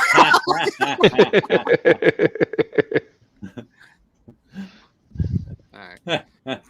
Another book that I feel like somewhere in my life I am going to get the actual number 1 of this. Oh yeah, I got that one too. I was so happy when I saw that one was coming out. I was like, oh, cool. I think I have the True Believers version of that too. I want to say I've got a facsimile. I have a facsimile edition waiting to be mailed to me. Like I got the dollar comic of it, but I don't remember. Yeah, that's the one I have. Yeah, Conan pulp novels and all that stuff. I don't remember a time of not seeing those in the house. Thanks to the stepdad and uncle and all that stuff. I mean, and I appreciate this Barry Windsor Smith stuff so much better now. compared That to is the a Shield. terrific cover, but the art inside doesn't hold up to that cover. And I can't remember what this is supposed to be. Like I said, it's a True Believer #1. And I'm sure this is probably like somebody's first appearance or something. Yeah, I remember getting that one. It's That's someone. I mean, just judging from the cover graphics, I wouldn't be surprised if that's a reprint from Savage Sword of Conan. Yeah, it is. No, it's from Savage Tales because Kazar had backup stories, and then it took over as the main feature when they created Savage Sword. I got that too. I can't remember. Matter of fact, on my list here, did I put the? But no, those are honorable mentions. This is my other list. I listed oh yeah, I got that one too. That was good. Now I have this original run, most of it at least. But here's what killed me, man. As great as it is, I think it's awesome. Man Wolf, George Perez, 70s Bronze Age sci-fi, sword and sorcery mixed out. You know, I dig it. You know what I'm saying? But he never drew a picture of Man Wolf with his mouth shut. We're supposed to believe this Man Wolf walks around with his mouth open all the time like that. Gotta show his scary teeth. That's the money shot. He still doesn't show as many teeth as Mary Lou Retton did when she smiled. Not a very expressive character. That's you know what I mean. But there's times where people are just talking and he's just sitting there looking at everybody with his mouth open. Yeah, well, Tim, look at his outfit that he wears, and think if you're the person making that outfit, you know, you're following the pattern. You're like, what the hell is this? I thought it was cool. I was like, this is fantastic. You know, I mean, but if you're the person making that outfit, and you realize that a man wolf is going to eventually end up wearing that, you're like, what am I doing with my life? Mr. Gretzky doesn't like Conan comics. Oh, wait. There's no reason why that Savage Tales is being reprinted. It's the Conan story co-plotted by John Jakes. They reprint Brack the Barbarian's first appearance, and then there's a Kazar story. Very weird. I can't remember what the reason is, but they always give a reason. But I guess the reason doesn't matter because I don't remember it. Let's talk about Conan movies for a second. Mm-hmm. There's a good one, or there's a decent one, and there's one that's really bad. Is it Conan the Destroyer? Yeah. Conan the Destroyer is bad, and I wasn't impressed with the guy that played Aquaman with his Conan movie. He tried. He tried, and that's and that's the saving grace. Mm-hmm. He tried. He was a decent Conan, but the story of the movie wasn't very good. And that's exactly it. But you can't fault Jason Momoa for the movie bombing. The story really is that generic. Yeah. Jason Momoa is Conan, and if they ever give him a chance again, he deserves it. Like I said, I thought he made decent Conan. It's just I didn't think the story. This is killing me. I've got 4 different printings of Conan Red Nails. Roy Thomas, Mishima. I just saw it today. The one they did in 1982 where they collected it and that's the one I have. That's the one I have too. Then I think I have it. Yeah, I have it in a phone book from Dark Horse. I think I have it in a Treasury edition. I can't find it now to show this gentleman that there's at least one Conan you need to try. You know what I mean? Yeah, that was more than just one. Well, that's the one I would show somebody to get them into Conan because I think that's the ultimate Conan story in all the pulps. You know, show him one of the Conan the King issues that has a Mike Kaluta cover. Oh, those covers are terrific. Yes, they are. Sequential Geek is waiting for Star Wars 42 True Believers. Is that the Boba Fett one? Yeah, it's Boba Fett. I remember seeing that on the stand. I remember seeing that in 3-packs. It blows my mind some of these comics that were everywhere when they came out, and they were they were pretty common. You know, what I find that funny about that one too is back in the day, nobody wanted that one. That's what I'm getting at. Was that the Gene Day cover? Gene Day did that? Yeah. That's what I'm asking. I don't remember if that image sticks out in my mind. Yeah, I think I'm trying to picture it. Gene Day did draw cover, but I don't know if it's 42 or not. It's the one with Boba Fett standing there, doing nothing, kind of. Oh, maybe that one's Al Williamson then. Yeah, it could be because I don't know. I remember I don't remember how they made that because those are reprints from the magazine. So I think there was just pickup art on some of the covers. They have yet to reprint Star Wars 42 and also Avengers 1 for True Believers. Yeah. Yeah, I was getting ready to say I had to check. I knew I had a Star Wars True Believer, the last issue. I have Right. the real version of that. They put out an issue after that too. Now, I mean, after that True Believers came out, they put out Star Wars 108. That's what I mean. They didn't put it out back then for some reason. Swamp Thing #1. $1, yeah. Neither Marvel or DC, I think, put out any True Believers or dollar comics all of 2022. Marvel put out some facsimiles. I got about 5 or 6 facsimiles from them. Oh yeah. Yeah, I passed this up for $40 a couple years ago. If I'd only known, you know what I mean? Like, you know. Yeah. Okay. Facsimile edition. Oh yeah. First Ra's al Ghul. And this is a book that I'm fine with the facsimile edition because my brother and I both bought this when it came out, and it was a horrible comic. The first appearance of Deadpool. I'm telling you. I had a million chances to just pick that up for free or for $1 and just never bothered because I was never interested in it. 2011, I was in Beckley, West Virginia, right? And they had I was in this comic book shop for the first time checking it out. And they had a little box of comics come in, and they got the Overstreet out. I think it's what they were using. And they saw it, and they looked at me, and they were like, "Hey, man, we got to sell this for what it's booking in this book. You know, we know it's worth more. You want it for $12?" And I almost did it, and I'm like, "But it's horrible." You know, I'm like, nah. You know, I don't regret. I do not regret. And the last book I forgot I had, the #1 of Usagi Yojimbo from IDW. Yeah. Always good stuff.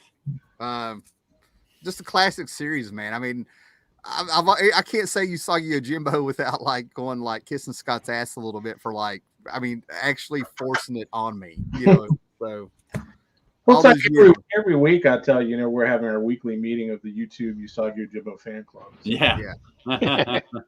Yeah, I'm a Lone Goat and Kid fan out of that whole every character. That's coming out in color. That's the next color series that's coming out. Okay, what is this? We have Cole on the way. Cole, he doesn't like Conan. He likes Cole. You wouldn't notice if he wasn't able to shut her mouth. Followed with a sorry. Yeah, they've yet to reprint Star Wars 52 and also Avengers #1 for True Believers. Too much. I have Avengers #1 reprinted in the back of 2-3 books. You know, it's what do we got here?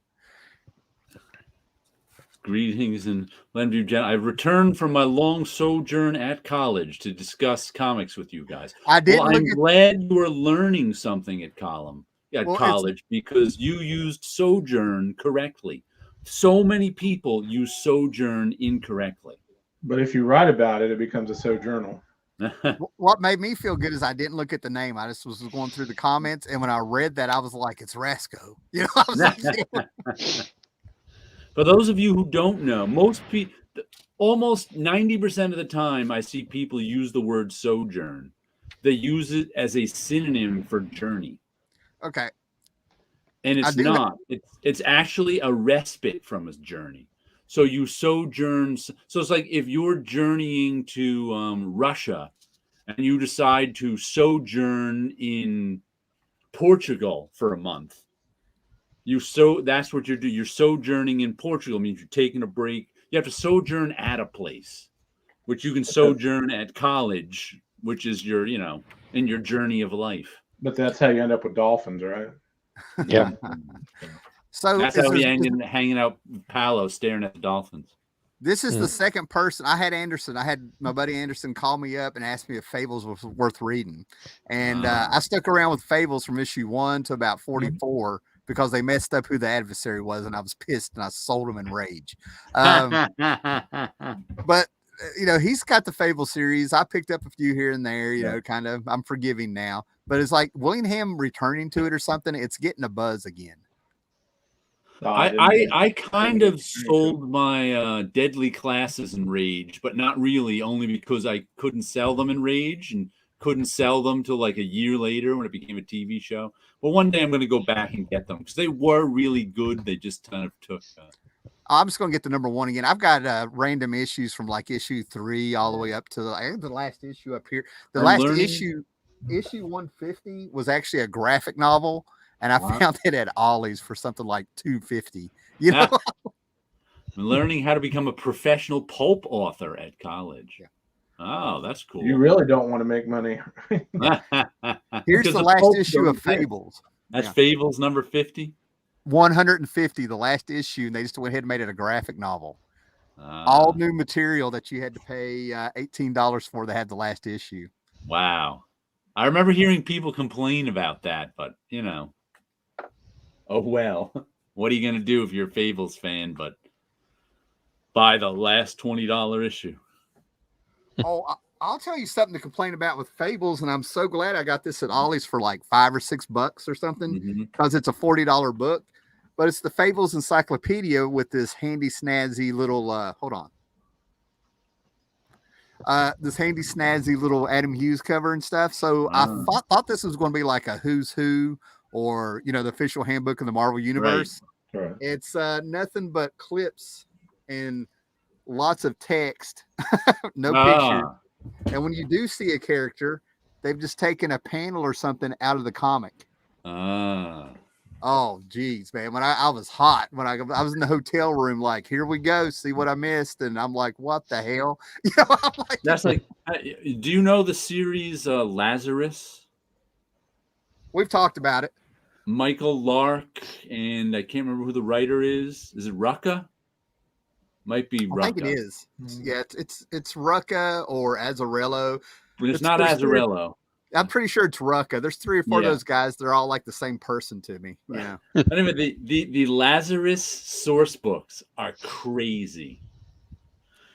They're like this, 32 solid pages of text with some graphics on it explaining to you the Lazarus world and all the relationship between the different factions and their tech. And it's just like, holy cow. Yeah, I like that kind of stuff. Yeah. That's good. Some confirmation there. So I'm not going to dive over here to the DVDs and stuff, man. But did you guys watch Super Friends when you were kids? Yeah. All right. Meanwhile, back at the Hall of Justice. Yes. I mean, it was just on for like 13 years, I mean, yeah. But do you remember that one season of Challenge of the Super Friends where the Legion of Doom became famous and they had the headquarters in the swamp, like Darth Vader's head, the gulag or whatever? Well, I actually got this series bi-monthly. It killed me bi-monthly. And it was supposed to be it was a tribute to the Super Friends versus the Legion of Superheroes, right? And I read it as it came out, and I realized I've never sat down and read it all the way through. But it was Justice by Alex Ross, 12-issue miniseries. And it was bi-monthly when it came out. It actually had some really good stuff in it that I kind of wish they had pulled in to what was going on.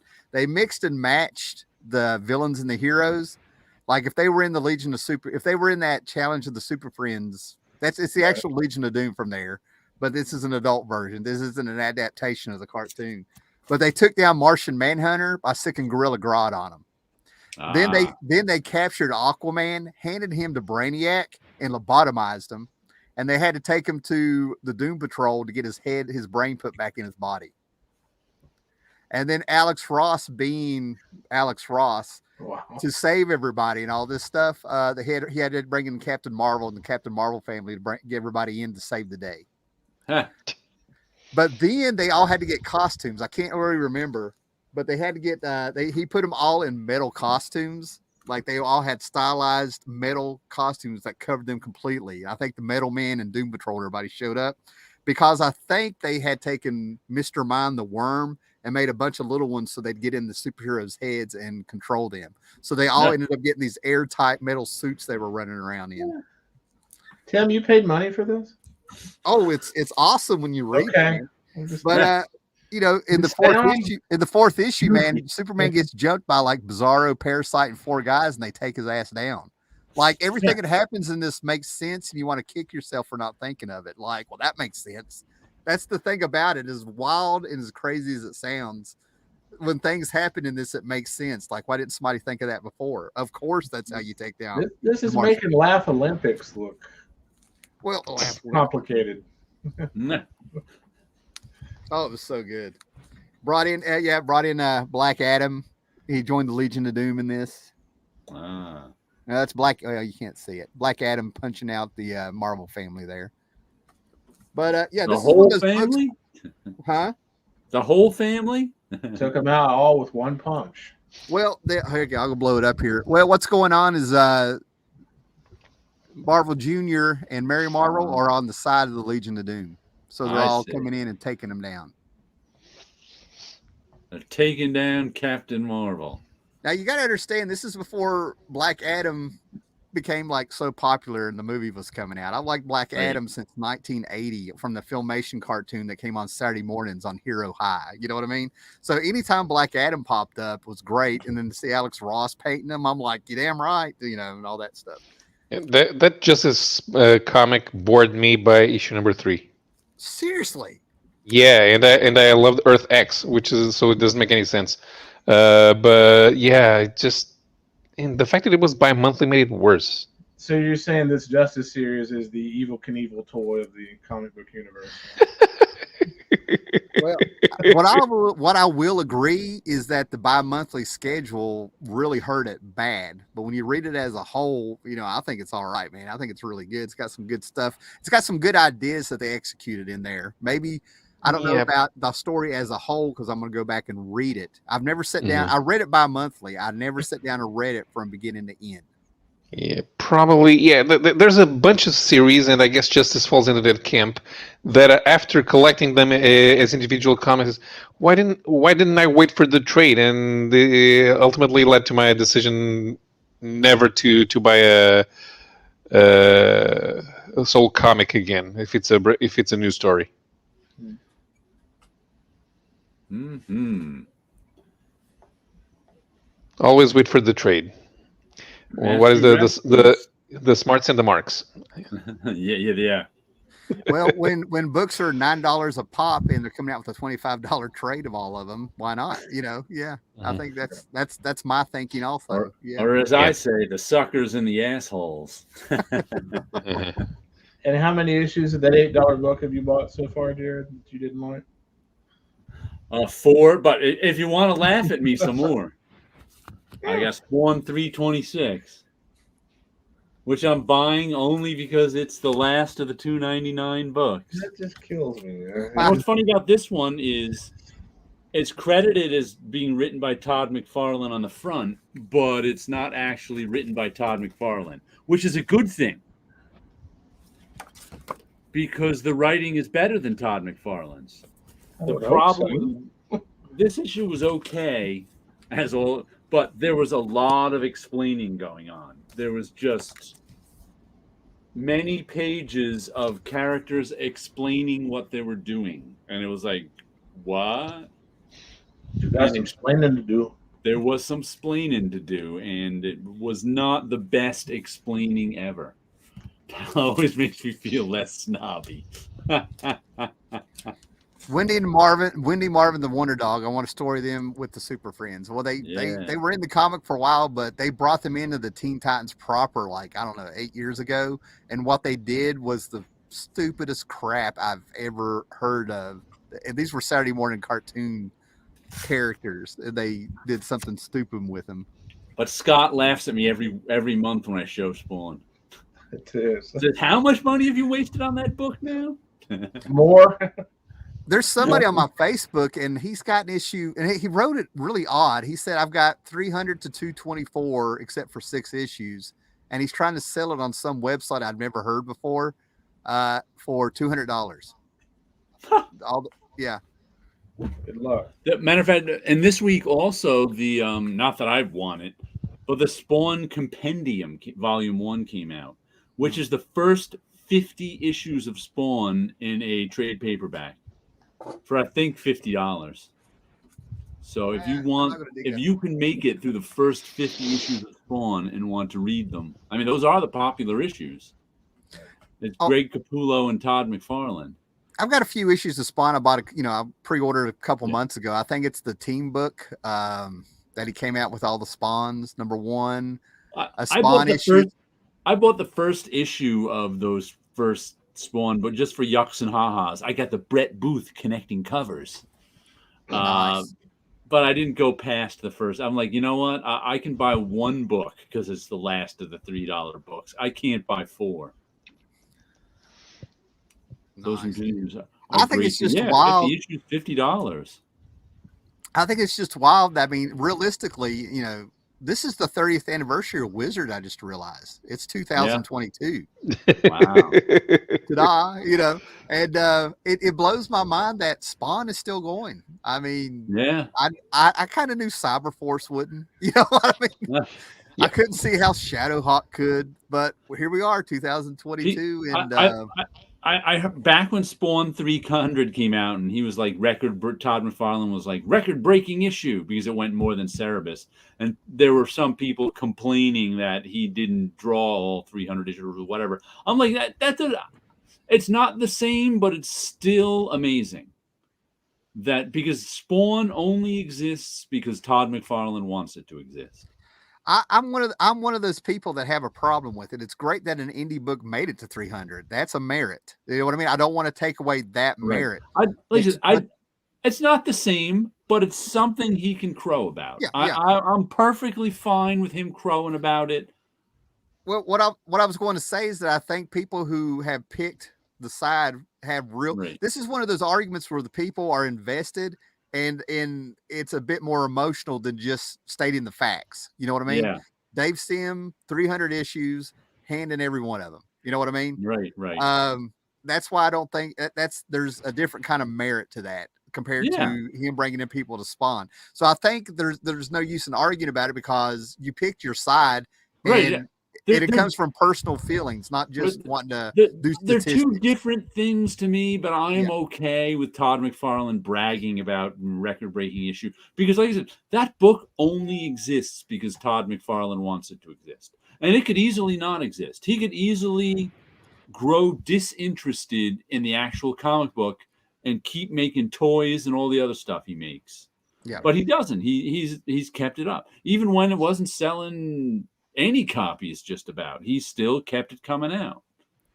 Now, what about Larson? Now, Larson's done every issue. I mean, I know he had that Jim Lee issue number 13, but he turned around and did his 13. Yeah, he did his own 13, right? And so Larson is now doing it as a soft porn book. No, he hasn't. No, he hasn't gotten to. That was a period of 3 years ago. He hasn't really done much of that since. And he drops adults only label.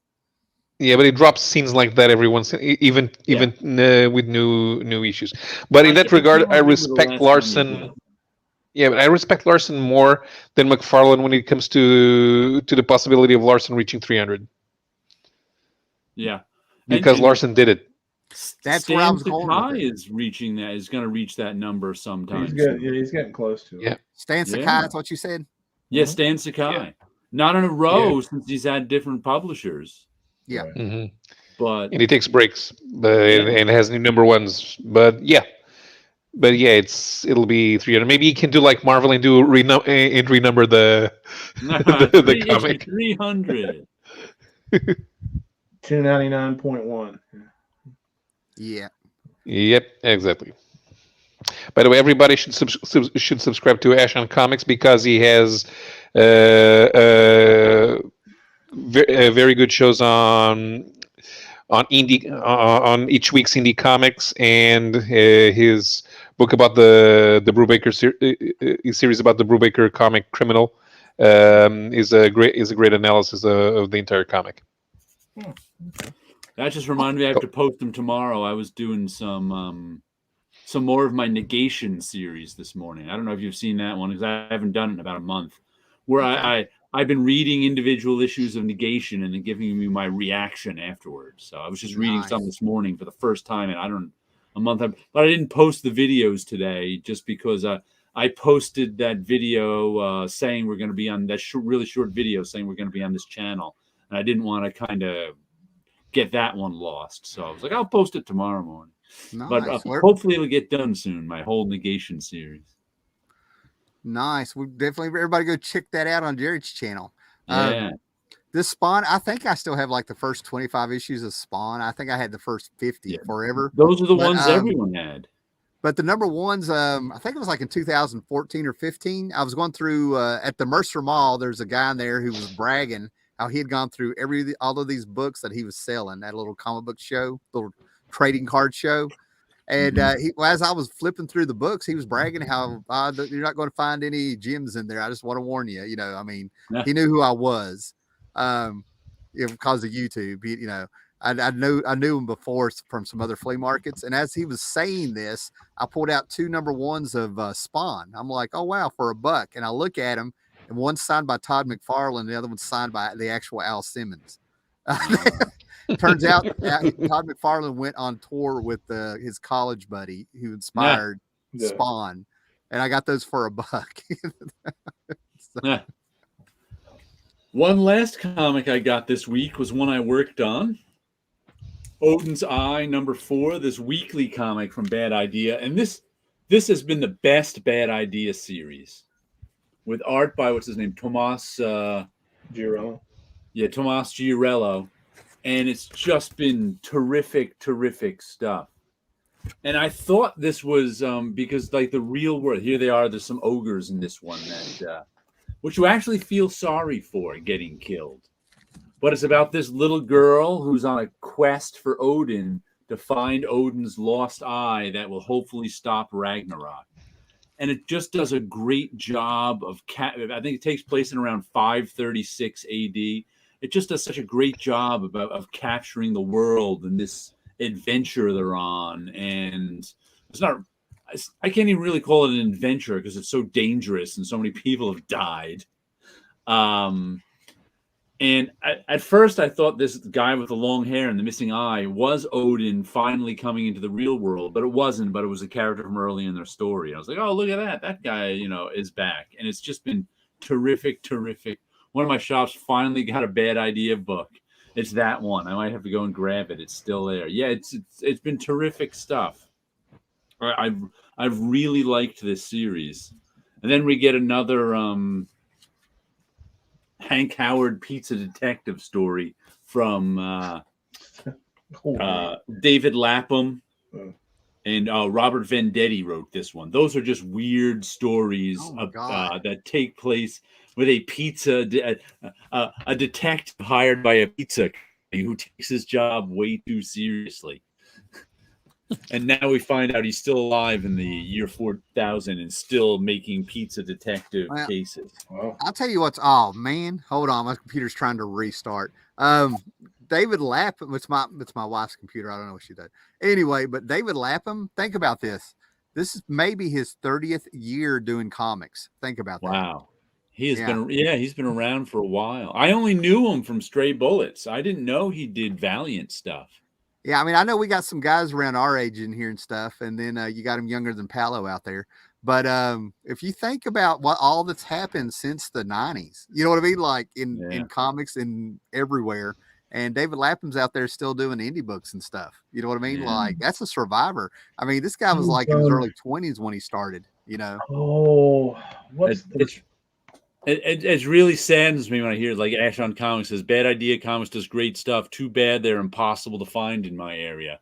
I know what you mean, but I go into my comic shop and they've got like 20 copies of every issue. And I'm like, oh, too bad they can't sell out. And it's like, oh, man. Yeah. If we can get the people who want the Bad Idea Comics together with the Bad Idea Comics. I mean, that's the problem. If you don't live or like a major population center, you're kind of SOL. Yeah, my comic shop really, I don't think it gets that much foot traffic from people who don't go, it's a small shop basically. And sure. I don't think, though people from New York City could take the train up and buy as many Bad Idea Comics as they want. They probably don't even know it. And people from New York City don't know how to take trains generally. So at least not ones that go outside New York City. Nice. So speaking of the 90s, going back to 1990, and I never would have thought that these two guys would have like become pretty popular there over the years, off and on.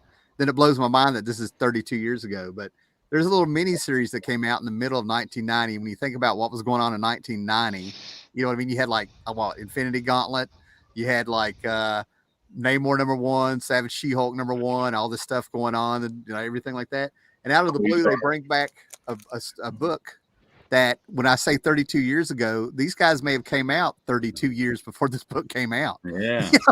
Think about that. But it had 8-9 issues. This is 1991, excuse me. But anyway, the first cover is by Brian Boland. Then they had an Art Adams cover, a Mike Golden cover, a Gil Kane cover, which I can't find. And it's Jeff Loeb and Tim Sale who went on to do all that Batman Halloween stuff and Last Halloween that everybody loves and everything, right? And they did the TV show Heroes. Still haven't bought the collected edition. They're always reprinting it. Yeah, I can't tell you to do this, get this or not, because I can go back to this era in time in my head of what was going on, and he was a little bit ahead of his time because it gets a little bit meta. Basically, they treat Challenger's Mountain like Gatlinburg, Tennessee, Dollywood. Challenger's Mountain's out there. They built a whole town around it. It's a tourist place. This guy sneaks in, blows it up the exact same time that the professor and June, two members of the Challengers, right when they think they found a new energy source, and they pull a lever, and the thing blows up, killing hundreds around them. They get sued. Superman comes in to court, takes up for them. They're let go. And Superman is like, I'm here because I was subpoenaed. I don't like that. This is going to hurt superheroes, and they're going to be afraid to help people because they think they're going to get sued and all this stuff. So now they're doing this whole thing about how dare could you say you live on borrowed time, because they were in a plane wreck and thought they should have died. And they get all metaphysical. And then all of a sudden it's like there's bits and pieces where it feels like they're merging in and out of the Marvel universe. One guy goes to Greenwich to learn magic, and he's like, this landlord is strange. He's very strange. And it looks like Dr. Strange's window is on the building. One guy turns into the Punisher. They mention, and then they have like little news clips here and there or something in there that of things that you catch are in the Marvel universe. So they all go out and they find themselves in their late 40s, but there's like little things in there where you're like, they're messing around with the Marvel universe in 1991 with a wink and a nudge. I mean, one guy becomes Doctor Strange in his sanctum, little things like that. I went to OG. All right. Hold on. Some Challengers. Yeah, yes. That's just sitting on the to be read pile here. So. Yeah. And I have to show off this comic because here you go, Scott, right back at you. I haven't been to. If you watch my weekly haul videos, at the beginning I usually show 2 comic book covers, because I take 2 comics out of my collection every week and I put them on top of my printer, and that's my museum spot where I can kind of look at those 2 covers all week. Well, I want to show you this one that I pulled out this week because it's got comics are such a small world story that goes with it. And this is Eternity Comics, The Verdict, #1. Eternity Comics. Oh, my God. Is probably a comic no one has ever heard of. What year did this come out? No, I've heard of it. That's Chaykin, isn't it? 1987. And this is a Howard Chaykin cover. Yeah. And the insides are done by Emmy Award-winning Dean Haspiel. And if you guys don't know who Dean Haspiel is, I know the name. He also is right now doing the book. He does Red Hook, which is like a web comic and stuff. And he won an Emmy because there's an author called Jonathan Ames. And Jonathan Ames wrote a book. I can't remember what the name of the book is, but it got made into an HBO show, I don't know, 10, 15 years ago. I can't even remember what the name of the show is now. But it was about this, right? It was sort of semi-autobiographical. And this is, first of all, this is a weird thing. What was the name of that show? It's like I said, Jonathan Ames was the author. He did this show where he, the lead in the show was also an author and decided to be an unlicensed private eye in Brooklyn.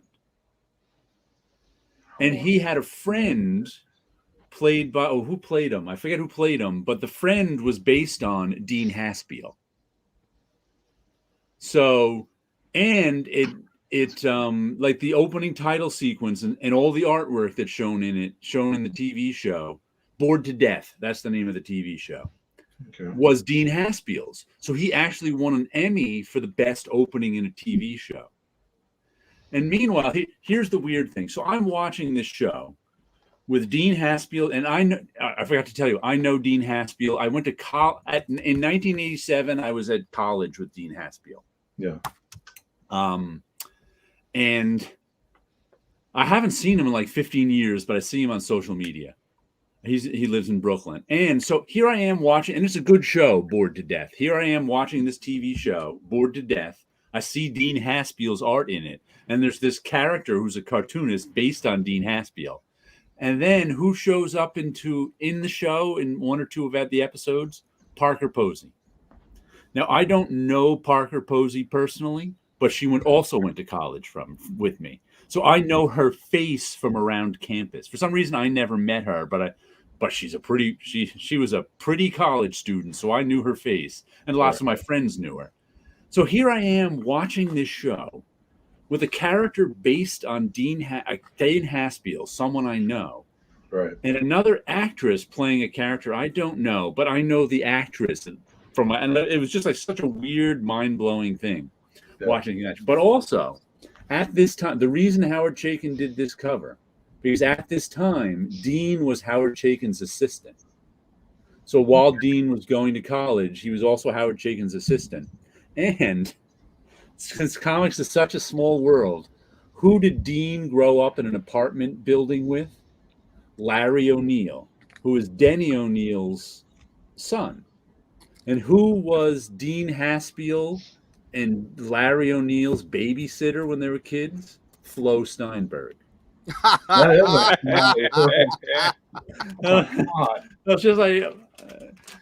It's just like comics is such a small world. For people who don't know who Flo is, but might know music, this is like Anthony Kiedis or Red Hot Chili Peppers revealing that Cher babysat him a couple of times. Yeah. Flo was Stan Lee's original Gal Friday, and you can find her and she was a proofreader at Marvel from the 90s until she died in the mid 20-teens. Yeah. But you can find her in What If the original Marvel bullpen became the Fantastic Four. Flo Steinberg was the Invisible Woman. But it's like that just looking at this week made me go, what a small world it is. and now all of a sudden, Hey Kids Comics makes a lot more sense. Mm-hmm. I laughed when you brought up like Eternity Comics because right. They're so obscure, but I think they turned into Malibu. But I looked up some titles here: X-Mutants and Cat and Claw, Southern Squadron. I saw advertisements for Southern Squadron, and I'm like, they better not, But these are the people that worked for Eternity Comics: Brian Paluto, Evan Dorkin, and Ron Lim. They all got their start there, I think, of all places. Right. But it's weird. Have you ever? I don't know how many people have ever had the experience of watching a TV show knowing one of the characters is based on someone you know. It's just cool. A strange thing, and then someone else shows up as another. It's just like, huh? Right. It's weird for your average person who's nowhere near Hollywood. I'll tell you something when we're off the air. I'll tell you something when we're off the air. It's too much. Well, guys, I'm about ready to wrap it up. It's 8 o'clock. It's been 2 hours. I know you guys are used to going longer. You know what I'm saying? Mm-hmm. But I got some things. I got some things to do in the morning. Well, see, that's because we had the technology in our toys that they went longer than your Evel Knievel cycle. Yes. You're like Evel Knievel going. Well, we're the supersonic tower. Just keep on going. Evel Knievel was so much more influential. You know how many kids like busted their heads? I am jumping not ramps? saying Evel Knievel wasn't more influential. Right. I'm just saying it wasn't nearly as good a toy. But think, who names their kid Evel? I'm thinking they took that Evel Knievel toy and were like, how can we make something like this? And they looked up. Do you remember Devlin, which was like an Evel Knievel kind of a semi knockoff, but not really? No, I don't think so. But wait. Didn't they give Evil Knievel a sidekick? Maybe that's what I'm thinking of. Oh, I have no idea. I think they did. He had like a red Elvis uniform. But anyway, go ahead. Sorry. Oh, Devlin was just like a traveling. He had a motorcycle, but he also had this really cool repair van that you could put the motorcycle in, and you could, like a really high tech repair van. It was. Did you notice all those vans were the same mold? Like the party van was the same mold as the G.I. Joe. Like G.I. Joe and there was another one, Bionic Man. Yeah, they were all the same. They all folded out the same too. Either had they were all the same mold. So it was like, and there was what was it? I think it was Robin Hood Prince of Thieves had some toys made of a forest play set. They were actually molds from the Ewoks from Star Wars. They like to reuse those molds, save money. Nice. That's awesome. Get that 1983 toy. Those kids are in college now. These new kids won't remember it. Yeah, they're gone. Every decade, probably use the new molds. They'll never know. We could either make a whole lot of new molds and spend a whole lot of money, or not. Speaking of, Tim, do you remember the Bionic or the Bigfoot figure from $6 Million Man? Yes, I do. Yes. Tell me that's not Alan Moore.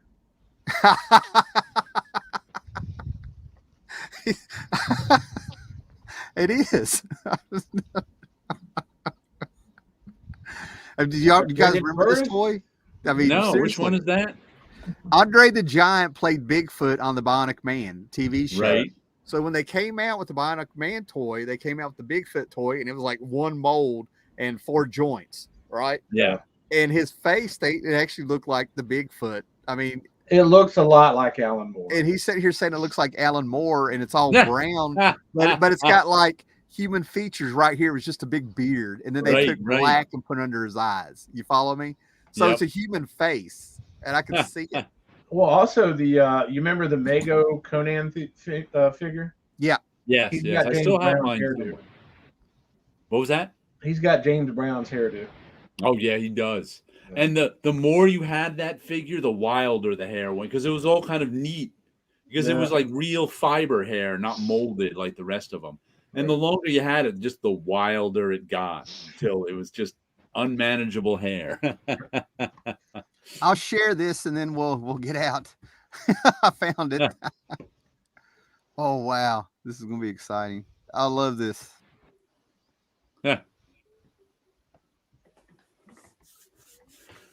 What's he sharing? Or was it the other way around? The Cancel Geek was the Pope blessed by James Brown. Oh, there it is. Bigfoot. Look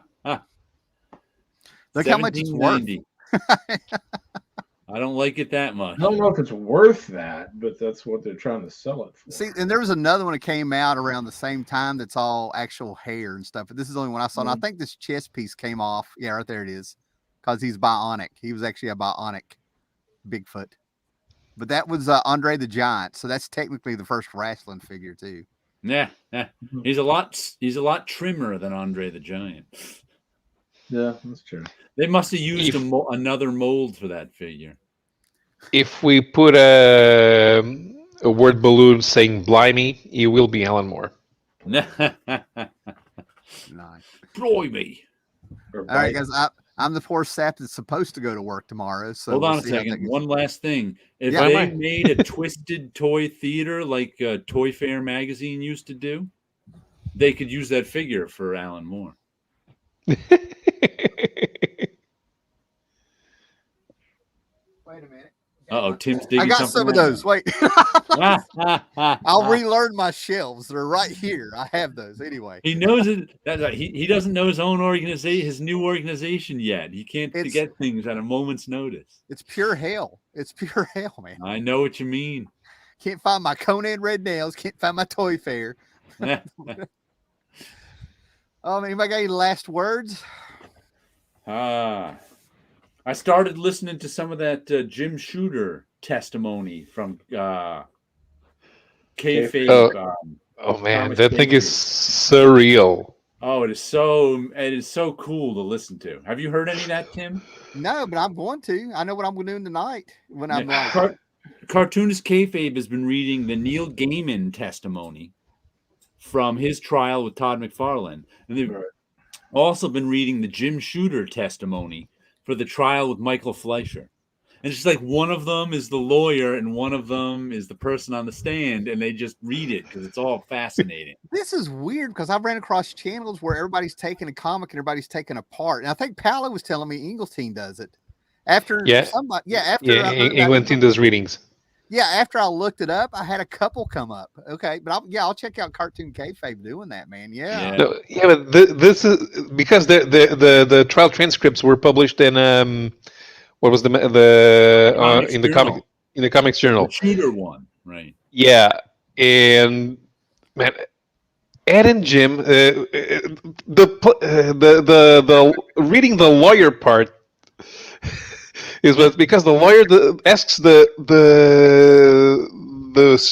weirdest questions, and then Jim Shooter tries to answer in a way that seems normal but can't. These comics are so freaking weird, and the way comics are made are so freaking weird. And then he had to do things like he accidentally said royalty when he meant incentive and had to correct himself. Because there are no real royalties in comics. They're like incentives or something that they give you as a gift. So in order to keep that but he accidentally calls it royalties. So in order to keep that legal language, he has to change it. No, they're not really royalties. They're incentives. Yeah. It's like I'm definitely checking fascinating to hear. Definitely. And in the Todd McFarlane one, listening to the lawyer ask Neil Gaiman if Todd, in any of these conversations, Todd ever identified himself as Todd McFarlane Productions. And Neil Gaiman going, no, he'd call me up and say, hey, this is Toddo. This is the Toddster. And then they tell him Todd McFarlane did not pay royalty checks. He paid love checks.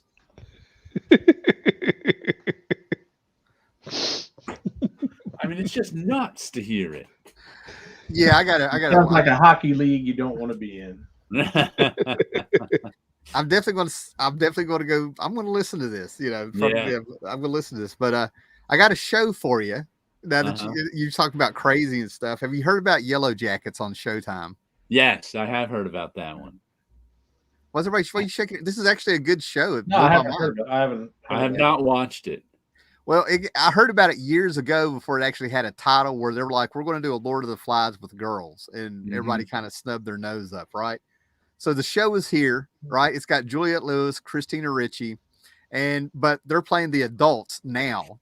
Right. And it flashes back between the 90s and now because there was a girls soccer team from New Jersey high school that went to nationals, and they had one person on the team whose father was rich, so he got them a private plane, and the damn thing crashes in the middle of the Canadian Rockies out in the middle of nowhere, right?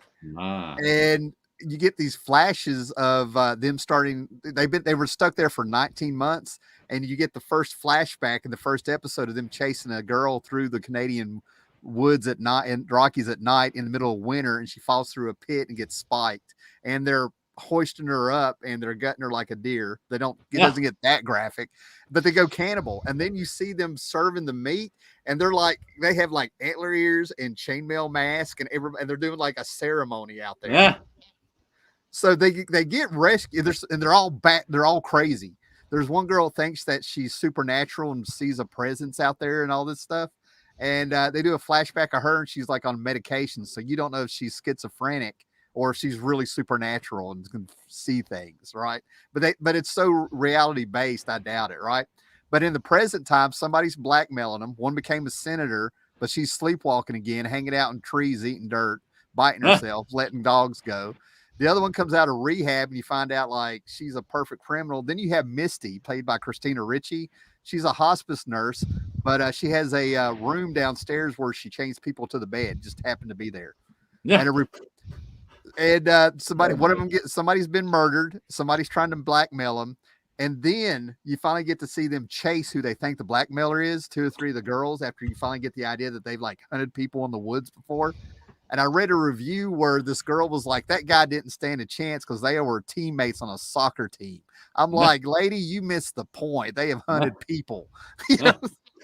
They get attacked by wolves and all this stuff going on and everything like that. So Yellow Jackets on Showtime, it gets my seal of approval. It took me a little I'll while. have to check that one out. Yeah. And It took a little while to get going. You can get us some court recordings and let you just transcript them for free. Only if they're of comic prose. Yeah. Nice.